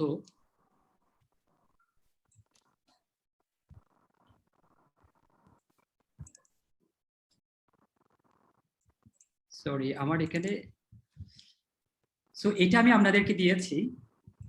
সো দেখেন আমাদের এখানে ডিগ্রি অফ ফ্রিডম হচ্ছে 40, ডিগ্রি অফ ফ্রিডম বের করা হচ্ছে n-1, n-1 হচ্ছে আমাদের টোটাল রেসপন্ডেন্টের সংখ্যা ছিল হচ্ছে 41, ওখান থেকে 1 বাদ দিয়ে ডিগ্রি অফ ফ্রিডম n-1 40। আর এটা ছিল টু টেল টেস্ট। আমি জানি না আপনারা টু টেল টেস্ট কিংবা ওয়ান টেল টেস্ট কতটুকু বুঝেন। হ্যাঁ, যদি না বুঝেন বলতে পারেন, ওকে। দেন এবার আমরা দেখব এগুলোর সিগনিফিকেন্স লেভেল হচ্ছে 0.05 এ আমরা মেজার করতেছি সব। তাহলে দেখেন ডিগ্রি অফ ফ্রিডম হচ্ছে এটা, খুব ভালো করে খেয়াল করেন, এখানে আছে ডিগ্রিজ অফ ফ্রিডম। দেন এগুলো হচ্ছে টু টেলস নাকি ওয়ান টেল। টু টেল আমাদের টেস্টটা ছিল টু টেল, এই যে এখানে লেখা আছে টু টেল, ওকে, এই যে টু টেলস। আর সিগনিফিকেন্স লেভেল ছিল হচ্ছে 0.05% আর কি এইটা।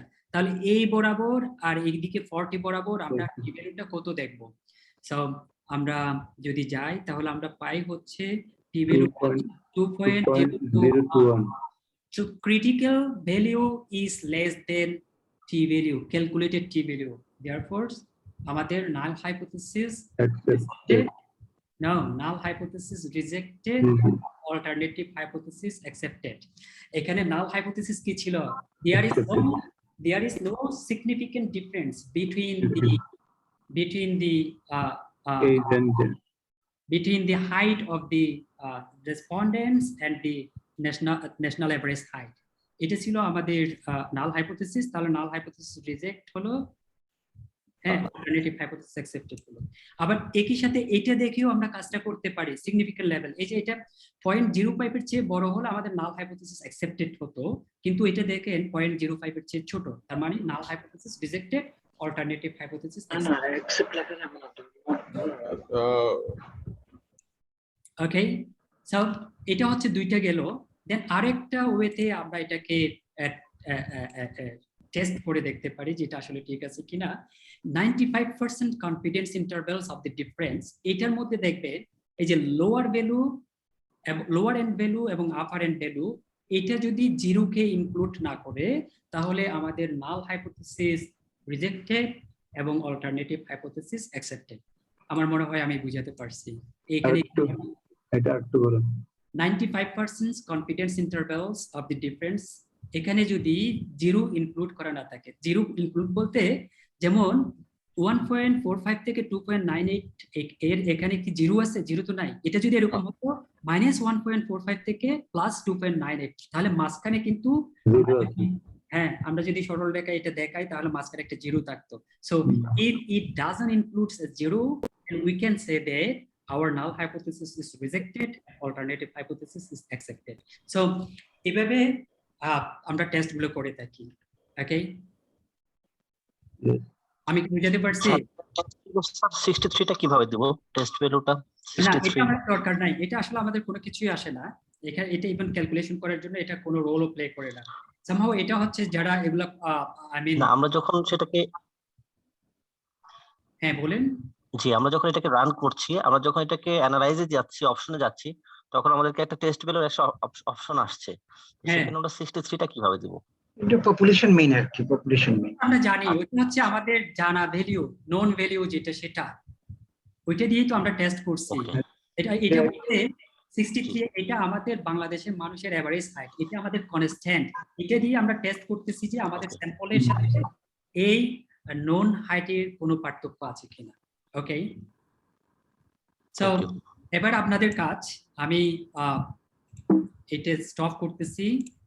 এবার আপনারা নিজেরা রান করবেন, আমাকে যেটা দেখাবেন সেটা হচ্ছে ওয়েটের সাথে এটা একটু করে দেখান। ওয়ান স্যাম্পল টি টেস্ট ওয়েটের সাথে করে দেখান। আমি বলে দিচ্ছি আপনাদেরকে বাংলাদেশের মানুষের average height for example 67 KG. Okay, 67 KG. এখন আপনি নিজে টেস্ট করে আমাকে একটু বলে দেন যে দুইটা বিষয় আপনি যদি আমাকে বলেন তাহলে আমি বুঝতে পারবো। একটা হচ্ছে 95% কনফিডেন্স ইন্টারভ্যালের লোয়ার এন্ড ভ্যালু এবং আপার এন্ড ভ্যালু, এই দুইটা বললে আমি ধরে নেব যে আপনি টেস্টটা রান করেছেন। সো যাদের সামনে SPSS খোলা আছে আর ডাটা সেটটা ঠিকভাবে ইনপুট দিয়েছেন তারা টেস্টটা রান করেন। You have just 2 minutes. এটার জন্য টেস্ট ভ্যালু কত হবে? এটা বলে দিছি, test value 67। Test value 67। Test value 67 বলতে আমি বলছি যে বাংলাদেশের মানুষের এভারেজ ওয়েট হচ্ছে 67 কেজি। আর এখানে তো যা আছে তা আর কি, এটার সাথে কম্পেয়ার করেন। এখন আপনাদের just you have 2 minutes to conduct this.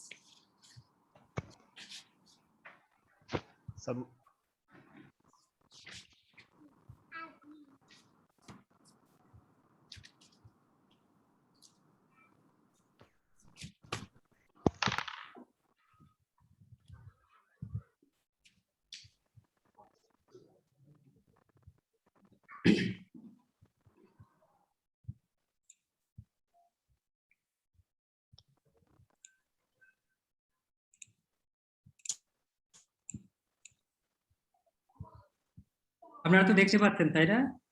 কারো কি শেষ হয়েছে? এটা করতে 1 মিনিট লাগে। if you have all the necessary resources at your hand, I mean SPSS opens, datasets is imported correctly. lower value ki minus 0.32, upper value 1.64, 95% confidence interval. ওকে, দেখে নিই আমরা তাহলে 3.68 and 5.64। যে বলছেন সে ঠিকভাবে আসলে কন্ডাক্ট অথবা রান করতে পেরেছেন।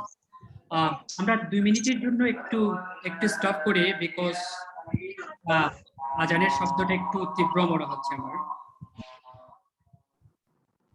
Just for 2 minutes. যারা রান করেন নাই তারা আবার রান করেন। হ্যাঁ, শুধুমাত্র ওয়েট এবং হাইটকে নিয়ে না, আপনি স্যালারিকে নিয়ে রান করতে পারেন অথবা আদার ভেরিয়েবলসকে নিয়ে রান করতে পারেন। ওকে, সো করে আমাকে রেজাল্টটা জানাবেন।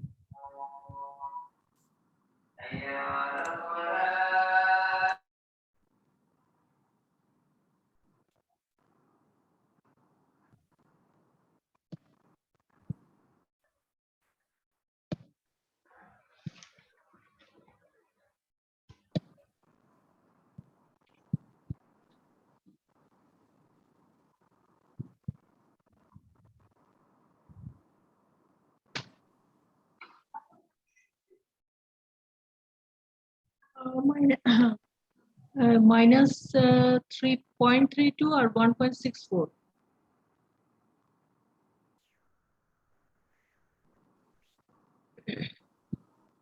জাপান শুনতে পাচ্ছ? ফারজানা একটু ওয়েট করো, ও আসবে। জি স্যার, আমি শুনতে পাচ্ছি। বলছিল রেজাল্ট বলছিল। আপনার ওই টেস্ট ভ্যালুটা 63 রয়ে গেছে, তো এইজন্য ওই রেজাল্টটা দিয়েছে মনে হচ্ছে। ও হ্যাঁ, আমি তো এটা আগে থেকে ইনপুট করা ছিল ওই জন্য। হ্যাঁ, আমাদের তো ঠিক আছে মনে হয়। হ্যাঁ, আমি যদি চেঞ্জ করে দিই 67 করে দিই তাহলে definitely it will change. Right. আমি 67 দিয়ে করছি হ্যাঁ, ওয়েটটা। এই জন্য টেস্টগুলো আবার যদি চালাতে চাই এই জন্য রিসেট করে নেওয়াটাই ভালো। আমি রিসেট করে নিলাম, তাহলে এখন আর ওই প্রবলেমটা হবে না। ওয়েট, দেন আমি দিয়ে দিলাম 67, দেন আমি ওকে দিলাম, দেন ভেরি সিম্পল, রাইট? মাইনাস 1.64। তাহলে এটা দ্বারা আসলে কি বোঝায়? এবার আমরা এটাকে যদি বলি যে আমাদের যে টি টেবল আছে সেটা দিয়ে আমরা কম্পেয়ার করতে পারি। এই ক্যালকুলেটেড টি ভ্যালুটা আমাদের যে স্টুডেন্টস টি টেবল আছে সেটার চেয়ে কম নাকি বেশি। হ্যাঁ, যদি এটা বড় হতো তাহলে আমাদের নাল হাইপোথিসিস রিজেক্ট করতে হতো। এখন অ্যাকসেপ্টেড। এখন নাল হাইপোথিসিস অ্যাকসেপ্টেড। হ্যাঁ, এখন নাল হাইপোথিসিস অ্যাকসেপ্টেড, কারণ হচ্ছে আমাদের এই সিগনিফিকেন্স ভ্যালু এটা 0.05 এর উপরে, তারপর এখানে একটা জিরো ইনক্লুড করা আছে। So that means null hypothesis accepted. That means ওয়েটের মধ্যে সিগনিফিকেন্ট কোনো ডিফারেন্স নাই। অর্থাৎ কোনটার সাথে কোনটা, আমাদের স্যাম্পলের যে সিগনিফিকেন্স ওয়েট আর হচ্ছে আমাদের ন্যাশনাল এভারেজ যে ওয়েট, এই দুটোর মধ্যে সিগনিফিকেন্ট কোনো ডিফারেন্স নাই। ওকে, থ্যাংক ইউ ভেরি মাচ। এখন আমার মনে হয় যারা খুব ভালো করে লক্ষ্য করছেন তারা খুব ভালো করে বুঝতে পারছেন। এখন আমি আমাদের আরেকটা টেস্টে যাচ্ছি, সেটা হচ্ছে pair sample T test. So যাওয়ার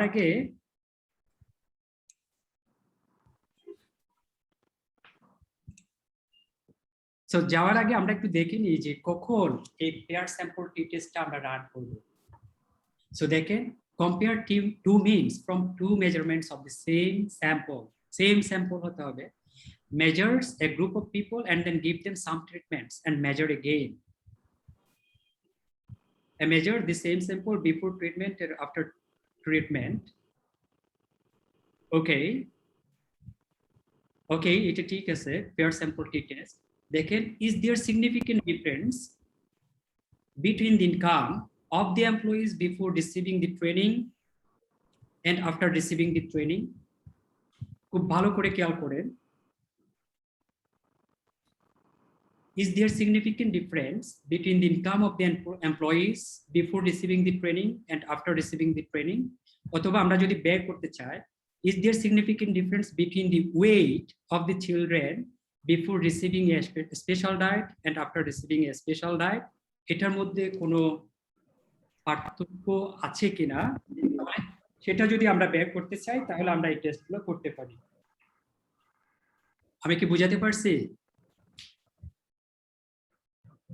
I mean, we will provide some kind of treatment or we will some kind of interventions. তারপর আমরা মেজার করব যে এটা আসলে সিগনিফিকেন্ট কোনো ডিফারেন্ট হলো কিনা। আমি আরেকটা প্র্যাকটিক্যাল এক্সপেরিয়েন্স দিই। ধরেন BIBM আছে আমাদের, Bangladesh institute of bank management.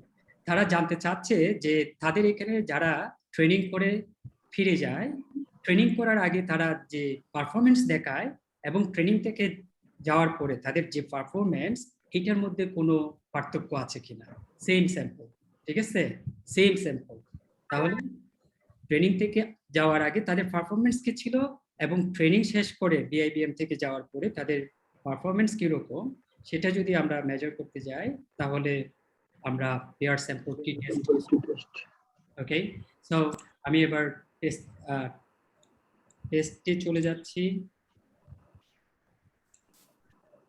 দেখেন, এখানে আমাদের আছে হচ্ছে salary before training and salary after training, ঠিক আছে। তাহলে এখানে আমরা এই টেস্টটা চালাতে পারি।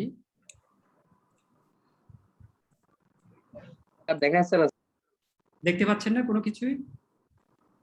এখনো আসে নাই। না, স্লাইডটা আসলে দেখা যাচ্ছে না। স্লাইডও দেখেন না আপনারা? I am sorry. দেখেছি আমরা। স্লাইড কি দেখা গিয়েছিল? হ্যাঁ, এখন আসছে। এখন কি ঠিকভাবে দেখা যাচ্ছে? হ্যাঁ, দেখা যাচ্ছে। জি, এখন দেখা যাচ্ছে। Just a minute please.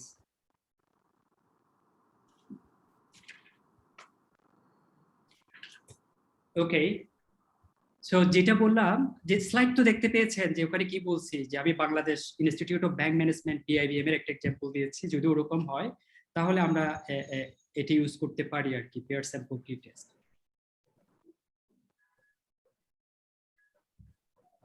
এখানে আরেকটা বিষয় আছে, আমাদেরকে আরেকটা বিষয় একটু খেয়াল করতে হবে। পেয়ার স্যাম্পল টেস্টে আমরা এটা এভাবে করতে পারি যে পেয়ার স্যাম্পল টেস্টে আমরা এভাবে করতে পারি, এটা compare two independent sample averages. Compare two independent sample average যদি করি তাহলে আমাদেরকে ওইটা ইউজ করতে পারবো না, তখন এই যে ডিপেন্ডেন্ট স্যাম্পল হয়ে যাবে। আমি একটু আগে যেটা বললাম সেটা ডিপেন্ডেন্ট স্যাম্পল হয়ে যাবে। সো আমাদের দুইটা রান করার জন্য দুইটা ওয়ে আছে। আমরা যদি এখানে যান তাহলে দেখবেন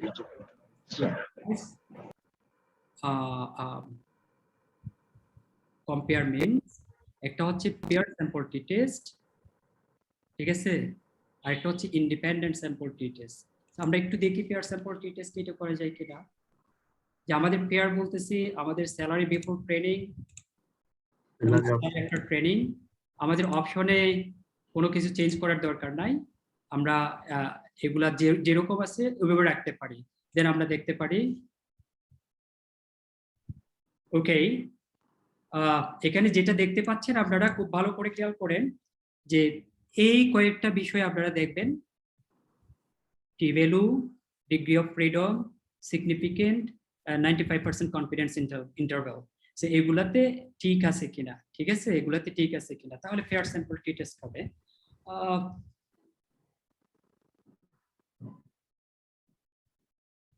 এটা অ্যাকচুয়ালি পেয়ার স্যাম্পল টেস্টের জন্য পেয়ার স্যাম্পলটা ডিপেন্ডেন্ট স্যাম্পলের ক্ষেত্রে হ্যাঁ অ্যাপ্লিকেবল মেইনলি, এটা যেটা হচ্ছে ইন্ডিপেন্ডেন্টে না, ইন্ডিপেন্ডেন্ট আলাদা। ইন্ডিপেন্ডেন্টটা আমি আবার করে দেখাবো, ওকে? ইন্ডিপেন্ডেন্টটা কিভাবে করে সেটা দেখাবো। এখন পেয়ার স্যাম্পল টি টেস্ট যেটা করলাম সেটা হচ্ছে ডিপেন্ডেন্ট ভেরিয়েবলের জন্য, ঠিক আছে? ডিপেন্ডেন্ট বলতে কি রকম, আমরা সেম স্যাম্পলকে দুইটা টাইম পয়েন্টে ডাটা নিয়ে সেটাকে কম্পেয়ার করতেছি। একটা হচ্ছে ট্রেনিং এর আগে আর একটা হচ্ছে ট্রেনিং এর পরে। আমি কি বুঝাতে পারছি? একটা হচ্ছে ট্রেনিং এর আগে আর একটা হচ্ছে ট্রেনিং এর পরে। তাহলে সেটা হচ্ছে আমাদের pair sample T test.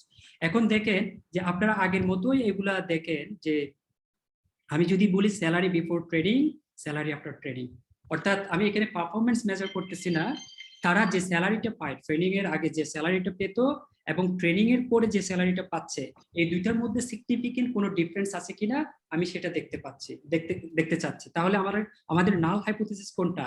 There is no significant difference between the salary before training and salary after training. আর এফিকাসি কিনা, মানে এফিকাসি অফ ট্রেনিং, এফিকাসি এফিকাসি আমরা দিতে পারি, নো প্রবলেম, এফিকাসিও দিতে পারি, অথবা এভাবেও আমরা কম্পেয়ার করতে পারি। এফিকাসি পারফরম্যান্সও দিতে পারেন, ঠিক আছে, করতে পারেন। হ্যাঁ, এখানে একটা এক্সাম্পলও রাখছি আপনাদেরকে, একটু আপনারা নিজেরা করবেন। তাহলে এখন একই রকম আগের মতন এই যে এই টি ভ্যালুটা আপনারা ওই স্টুডেন্টস টি টেবলে যে টি ভ্যালু আছে 40 ডিগ্রি অফ ফ্রিডমে এবং হচ্ছে টু টেল টেস্টে সিগনিফিকেন্ট ভ্যালু হচ্ছে 0.05। দেখেন যে এই টি ভ্যালুটা ওই টি ভ্যালু এর চেয়ে ছোট নাকি বড়। যদি বড় হয় তাহলে এই হাইপোথিসিস নাল হাইপোথিসিস রিজেক্ট হবে। আর এটা কি বড় নাকি ছোট, কেউ কি দেখছেন? ছোট স্যার। ছোট কিভাবে? মাইনাস সাইনটা কম্পেয়ার করবেন না, এখানে মাইনাস সাইনটা থাকে না। কেন থাকে না আমি বলি, যে আপনি হয়তো এই মাইনাস সাইনটা দেখে বলতেছেন ছোট, তাই না? এই মাইনাস সাইনটা থাকবে না। দেখেন এটাকে অন্যভাবে রান করার একটা সুযোগ আছে, সেটা হচ্ছে compare means pair sample T test. দেন হচ্ছে আমি আবার রিসেট করি, এখানে প্রথমে আমি স্যালারি বিফোর ট্রেনিং দিচ্ছি আর পরে দিছিলাম স্যালারি আফটার ট্রেনিং, যার কারণে ছোটটা থেকে বড়টা বিয়োগ করছি বলে এখানে একটা মাইনাস সাইন থেকে গেছে। এখন যদি সেটাকে আমি রিসেট করে আবার দিই, যেমন আমি স্যালারি আফটার ট্রেনিং আবার আগে দিই আর স্যালারি বিফোর ট্রেনিং পরে দিলাম, তাহলে আবার রান করলাম, দেখবো এখন মাইনাস সাইন নাই। এই যে মাইনাস সাইন কি এখন আছে? তাহলে that means you need to consider absolute value, not the value with sign. Absolute value, t এর absolute valueটা কনসিডার করবেন। তাহলে এখানে দেখেন যে ওরকম কোনো কিছু আছে কিনা।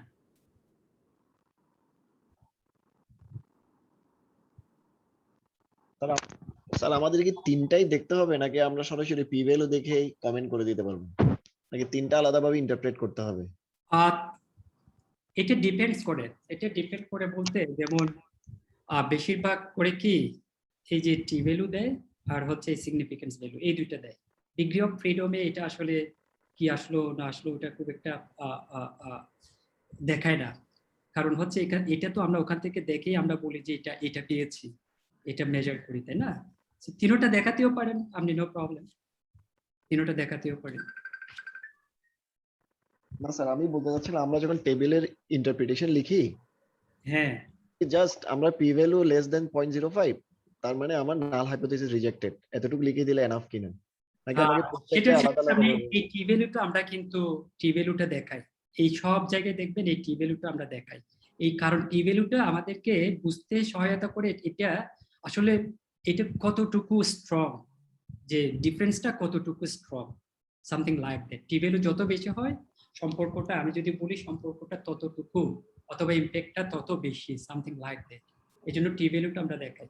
এখানে তো জাস্ট বলা হচ্ছে এটা এখন 0.000, এটা স্ট্রং, ঠিক আছে, বাট এটা দ্বারা আরো স্পেসিফিক্যালি আমরা একটু ক্লিয়ার হতে পারি। ওকে, কারো কোনো কনফিউশন আছে? যদি না থাকে তাহলে আমি এটা স্টপ করে সিমিলার টাইপের একটা টেস্ট আমি আপনাদের জন্য রেখেছি, আমি ওইটাতে যাব। আমি কি বুঝাতে পারছি? জি জি। তাহলে যদি হয়ে থাকে এরকম, তাহলে আমি আপনাদেরকে একটা রিকোয়েস্ট করব, এখানে যে ওয়েট আছে এই ওয়েটটাকে আপনারা একটু চেঞ্জ করবেন। আমাদের একটা ভেরিয়েবল ওয়েট আছে, এটাকে চেঞ্জ করবেন। হ্যাঁ, এই ভেরিয়েবলটাকে আমি ওয়েটটাকে চেঞ্জ করতেছি, ওয়েট বিফোর বিফোর ডায়েট আবার এদিকে পোস্ট কোভিড ব্লাড প্রেশার যেটা আছে এই ভেরিয়েবলটাকে আমি যা টেস্ট করার জন্য আই মিন ওয়েটের সাথে, যদিও এটার সাথে ওইটার কোনো সম্পর্ক নাই, এমনিতে টেস্ট করার জন্য একটা টেস্ট রান করার জন্য আপনাদেরকে একটা প্র্যাকটিস করানোর জন্য আমি এটা করতেছি। এটাকে ওয়েট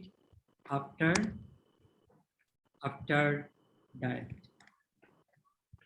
এখন এই দুইটার মধ্যে আপনারা টেস্ট করবেন ওয়েট আফটার ডায়েট এবং ওয়েট বিফোর ডায়েট। হ্যাঁ, এই দুইটার মধ্যে আপনারা পেয়ার স্যাম্পল টেস্টটা করবেন, পেয়ার স্যাম্পল টি টেস্ট। আপনাদের কি মনে আছে?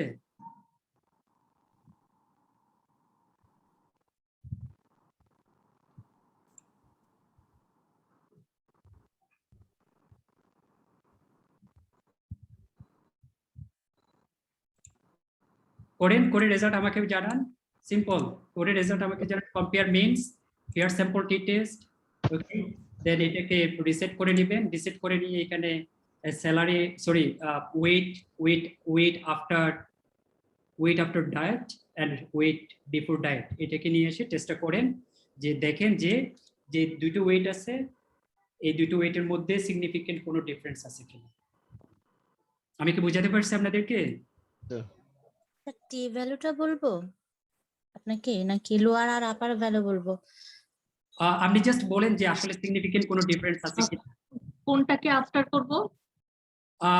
আফটারটাকে প্রথমে নিয়ে আসেন, ভেরিয়েবল 1 আফটারটাকে ভেরিয়েবল 1। টি ভ্যালু তো সিগনিফিকেন্ট না দেখাচ্ছে। কোনটাকে আফটার করব, অল্টারনেট করব, কোনটাকে আফটার?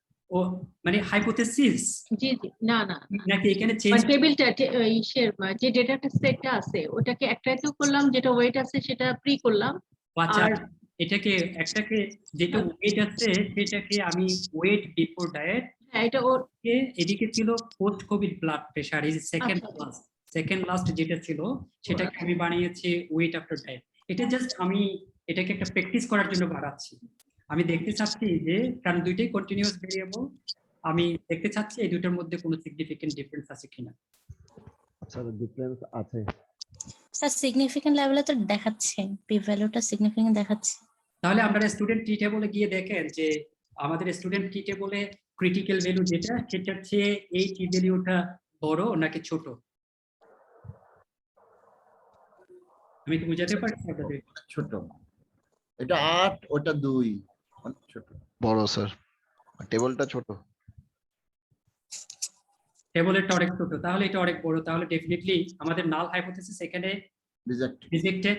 আবার এটা দেখেও আমরা বলতে পারি সিগনিফিকেন্ট ভ্যালু 0.000, এটা 0.05 থেকে ছোট, এই জন্য নাল হাইপোথেসিস রিজেক্টেড। আবার দেখেন 95% confidence interval of the difference এর মধ্যে লোয়ার ভ্যালু এবং আপার ভ্যালু এই দুটো ভ্যালুর মধ্যে কোনো জিরো ইনক্লুড নাই, তাহলে সেটাও আমাদের ইন্ডিকেট করে যে there is significant differences between the weight before diet and weight after diet. Okay, আমার মনে হয় 6.463 আর 10.707 তবে জিরো নাই।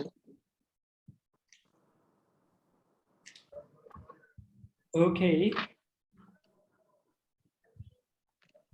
এবার আমরা আরেকটা টেস্টে যাব। যদি আমার মনে হয় এতটুকু ক্লিয়ার আর কি, কারো কোনো কনফিউশন আছে?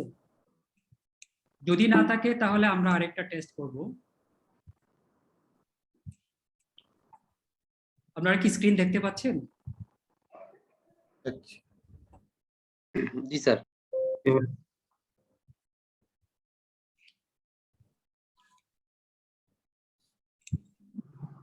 এবার দেখেন যে আমরা ইন্ডিপেন্ডেন্ট স্যাম্পল টেস্টটা করব।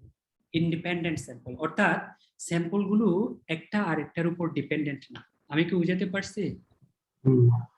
স্যাম্পলগুলো একটা আরেকটার উপর ডিপেন্ডেন্ট না। যেমন আমি যদি বলি যে স্যালারি আছে অথবা যে ওয়েট আছে, সেই ওয়েট মেলের জন্য যে এভারেজ ওয়েট আর ফিমেলের জন্য যে এভারেজ ওয়েট, এই দুটোর মধ্যে সিগনিফিকেন্ট কোনো ডিফারেন্স আছে কিনা। এবং মেলের জন্য যখন আমি মেলের কথা যখন বলছি, মেলের যে স্যাম্পল আছে সেটা একটা independent compare to the sample of female, তাহলে এই দুইটার উপর এই দুইটা হচ্ছে একটা আরেকটা থেকে ইন্ডিপেন্ডেন্ট। তো এই দুইটাকে নিয়ে আমরা একটা ইন্ডিপেন্ডেন্ট স্যাম্পল টেস্ট রান করতে পারি। সো এখানে দেখেন measure one group then measure a second group, identify whether is there any significant difference in mean of first group compared to the second group or not. So the groups are independent to each other, অর্থাৎ একটা group আর একটা গ্রুপের উপর dependent না। আমাদের আগে যেটা ছিল সেটা ছিল ডিপেন্ডেন্ট। ঠিক আছে, আমি কি বুঝাতে পারছি? কারো কোনো কনফিউশন আছে? ভালো করে খেয়াল করেন।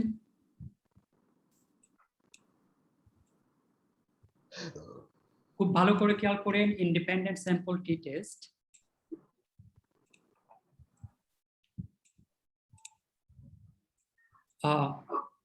দেখেন যে measure one group then measure a second group then identify whether is there a significant difference in mean of first group compared to the second group or not. The groups are independent to each other. যেমন দেখেন এখানে is there significant difference in height between males and female. আবার আমাদের data সেটে গ্রামীণ ফোনের এমপ্লয়ীদের কথা বলা আছে, বাংলা লিংকের এমপ্লয়ীদের কথা বলা আছে। তাহলে এখানে আমরা দেখতে চাচ্ছি is there significant difference in salary between the employees of গ্রামীণ ফোন and বাংলা লিংক। অর্থাৎ বাংলা লিংকের যারা এমপ্লয়ি আছে তার একটা গ্রুপ আর গ্রামীণ ফোনের যারা আছে তার একটা গ্রুপ। এই দুইটা গ্রুপের মধ্যে যে স্যালারি তাদের মিনের মধ্যে কোনো সিগনিফিকেন্ট ডিফারেন্স আছে কিনা। ওকে, সো এই টেস্টটা করার জন্য আপনাদেরকে এরকম salary or mean salary? Mean salary অবশ্যই, মিন স্যালারি অবশ্যই মিন স্যালারি। ওকে, আমরা আরেকটা বিষয় বলে রাখি, যত টি টেস্ট আছে, হ্যাঁ যত টি টেস্ট আছে এই টি টেস্ট গুলোতে আসলে আমরা কম্পেয়ার করে হচ্ছে মিন। আমি কি বললাম, আমাদের যত টি টেস্ট আছে সব টি টেস্টে আমরা আসলে কম্পেয়ার করে নাথিং এলস। ওকে, আমি অনেককেই দেখতে পাচ্ছি না ভিডিওতে, so please try to attend the lectures by using your video. Okay, অনেককেই দেখতে পাচ্ছি না, please try to attend with your video more. Okay, so এই ইন্ডিপেন্ডেন্ট স্যাম্পল টি টেস্ট করার জন্য আমাদেরকে এভাবে ধরে নিতে হয় যে নাল হাইপোথিসিস ভেরিয়েন্স, অর্থাৎ ভেরিয়েন্সটা বলতে আমরা এখানে খুব বেশি পার্থক্য নেই, ধরে নেই এরকম সামথিং লাইক দ্যাট। আবার ভেরিয়েন্স আছে, অর্থাৎ গ্রামীণ ফোনের এমপ্লয়ীদের যে স্যালারি সেটার যে মিন এবং বাংলা লিংকের যে এমপ্লয়ীদের যে স্যালারি সেটার যে মিন, এটার মধ্যে তেমন ভেরিয়েন্স নাই। আবার অল্টারনেটিভ হাইপোথিসিস আমরা ধরে নেই যে সিগনিফিকেন্ট ডিফারেন্স আছে। ঠিক আছে, সো এই জন্য আমাদের অল্টারনেটিভ নাল হাইপোথিসিস হচ্ছে there is no significant difference in salary, দেওয়াতে এটা বলেছে in mean salary between the employees of GP and Banglalink. এটা আমরা এভাবে দিতে পারতাম, বাট এটাও বোঝা যায় এটার অর্থ হচ্ছে আসলে মিন স্যালারি। আমি একটু বলতে চাচ্ছি যে ভেরিয়েন্স নয় স্ট্যান্ডার্ড ডেভিয়েশন, আমরা কোনটা? কারণ ভেরিয়েন্সের ক্ষেত্রে তো এফ টেস্ট মেবি ভেরিয়েন্স। আপনি যেটা বলছেন যে ঠিক আছে স্ট্যান্ডার্ড ডেভিয়েশনে এটা কতটুকু ভেরি করে, আমি কি বুঝাতে পারছি কতটুকু ভেরি করে, ওরকম ভেরিয়েন্সটা আছে কিনা মিন কে কেন্দ্র করে। মিনকে কেন্দ্র করে স্ট্যান্ডার্ড ডেভিয়েশনের ভেরিয়েশনটা কি অনেক বেশি নাকি very close to the mean? Standard deviation যেটা থাকবে সেটা হচ্ছে very close to the mean অথবা অনেক বেশি ভেরি করে কিনা, সামথিং লাইক দ্যাট। ম্যানুয়ালি আমরা এফ টেস্টই করি যে ratio of the variance, greater variance smaller variance এরকম। আর এমনি স্ট্যান্ডার্ড ডেভিয়েশনের ক্ষেত্রে টি টেস্ট বা জেড টেস্ট। হ্যাঁ সেটা করতে পারেন। ওকে, সো এখন যদি কারোর কোনো প্রবলেম না থাকে তাহলে আমরা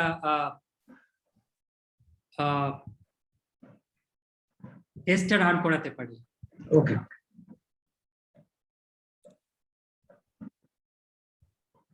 ওকে, আপনারা কি দেখতে পাচ্ছেন? এখনো আসে নাই, সরি শেয়ার হয়নি। ওকে, আসছে।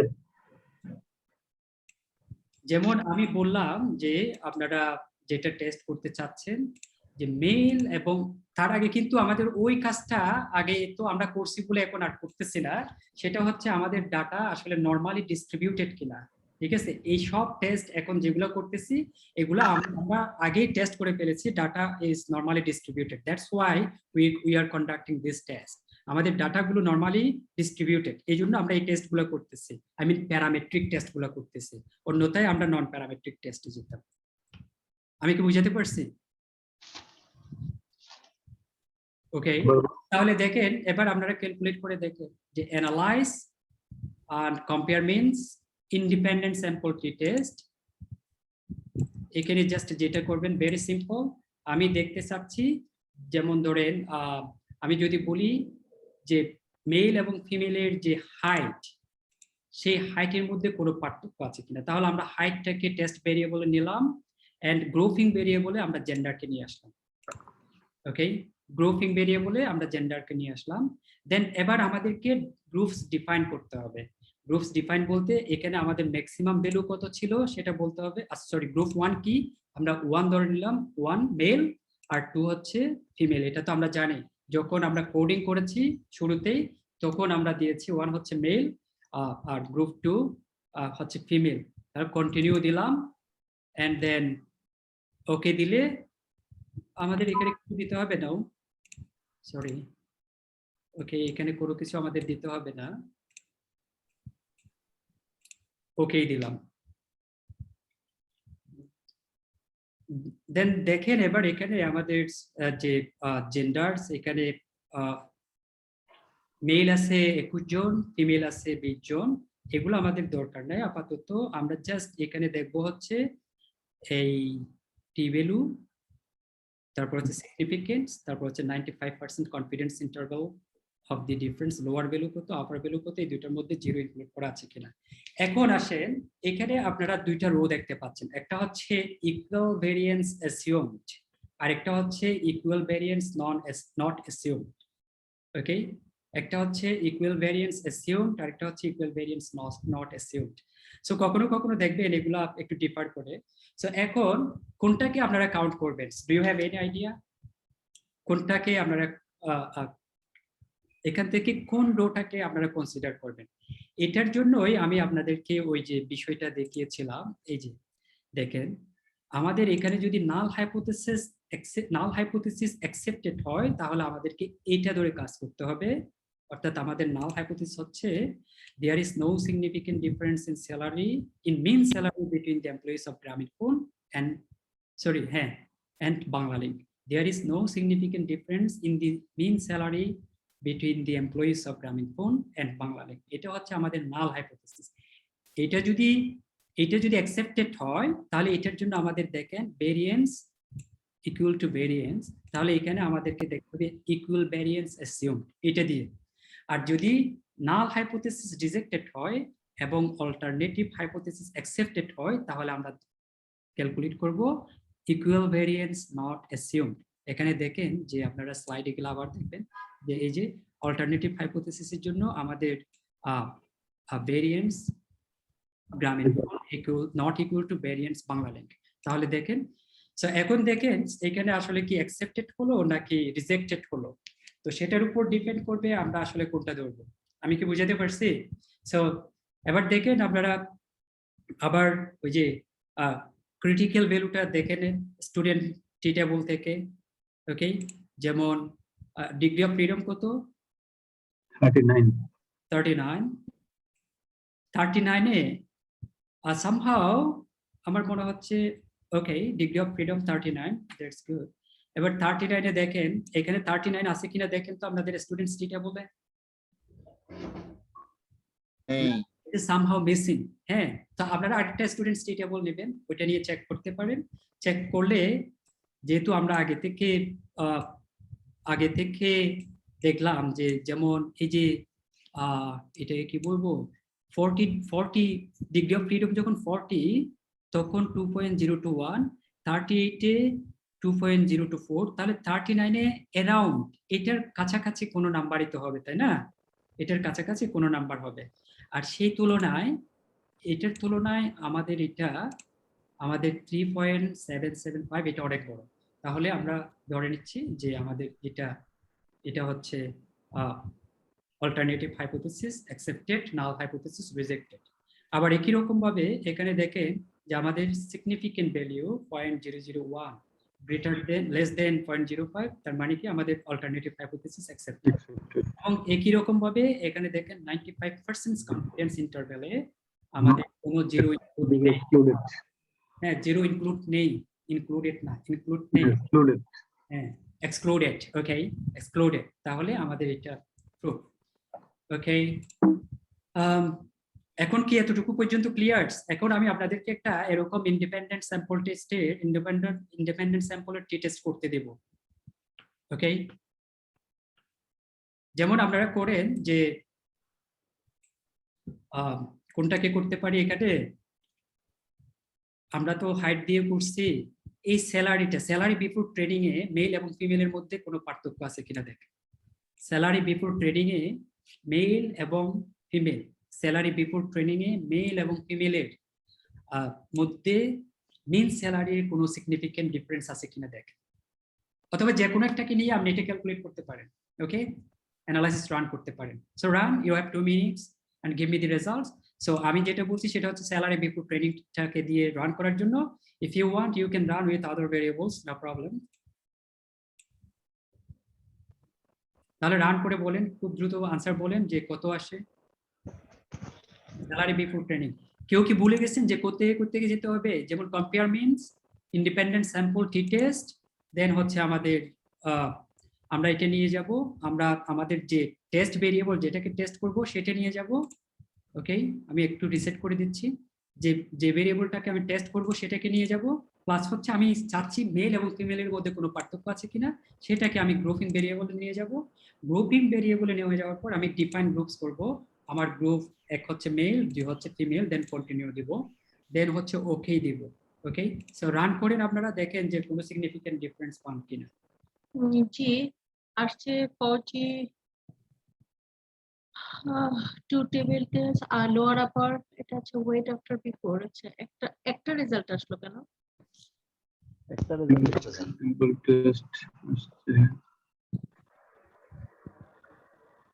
টি ভ্যালু আসছে, ইকুয়াল ভেরিয়েন্স নট এজিউমড এ কোনো রেজাল্ট আসে সিগনিফিকেন্ট। এটা কোনটাতে রান করছেন, স্যালারি বিফোর ট্রেনিং আর স্যালারি আফটার ট্রেনিং? জি, স্যালারি বিফোর ট্রেনিং 0.909 আসছে, 0.954 আসছে, টি ভ্যালু আসছে 0.9, right, significance 0.954. এটা ইনসিগনিফিকেন্ট আসছে। 0.954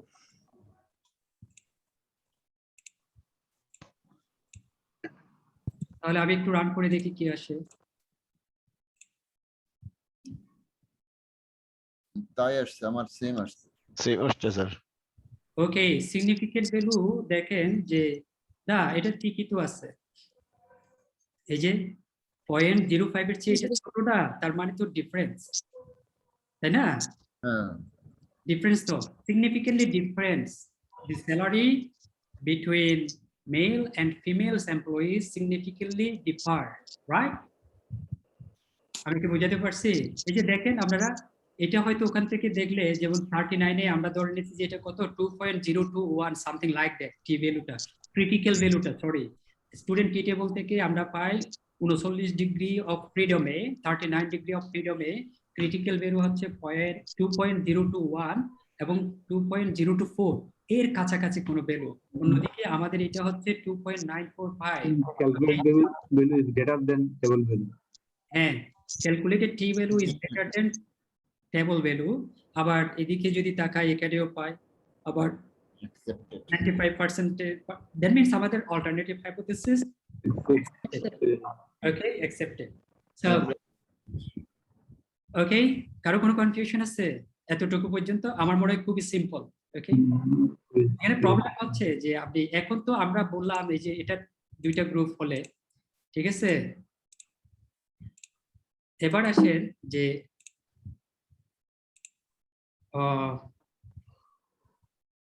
independent sample T test, sorry, আপনারা কি দেখতে পাচ্ছেন?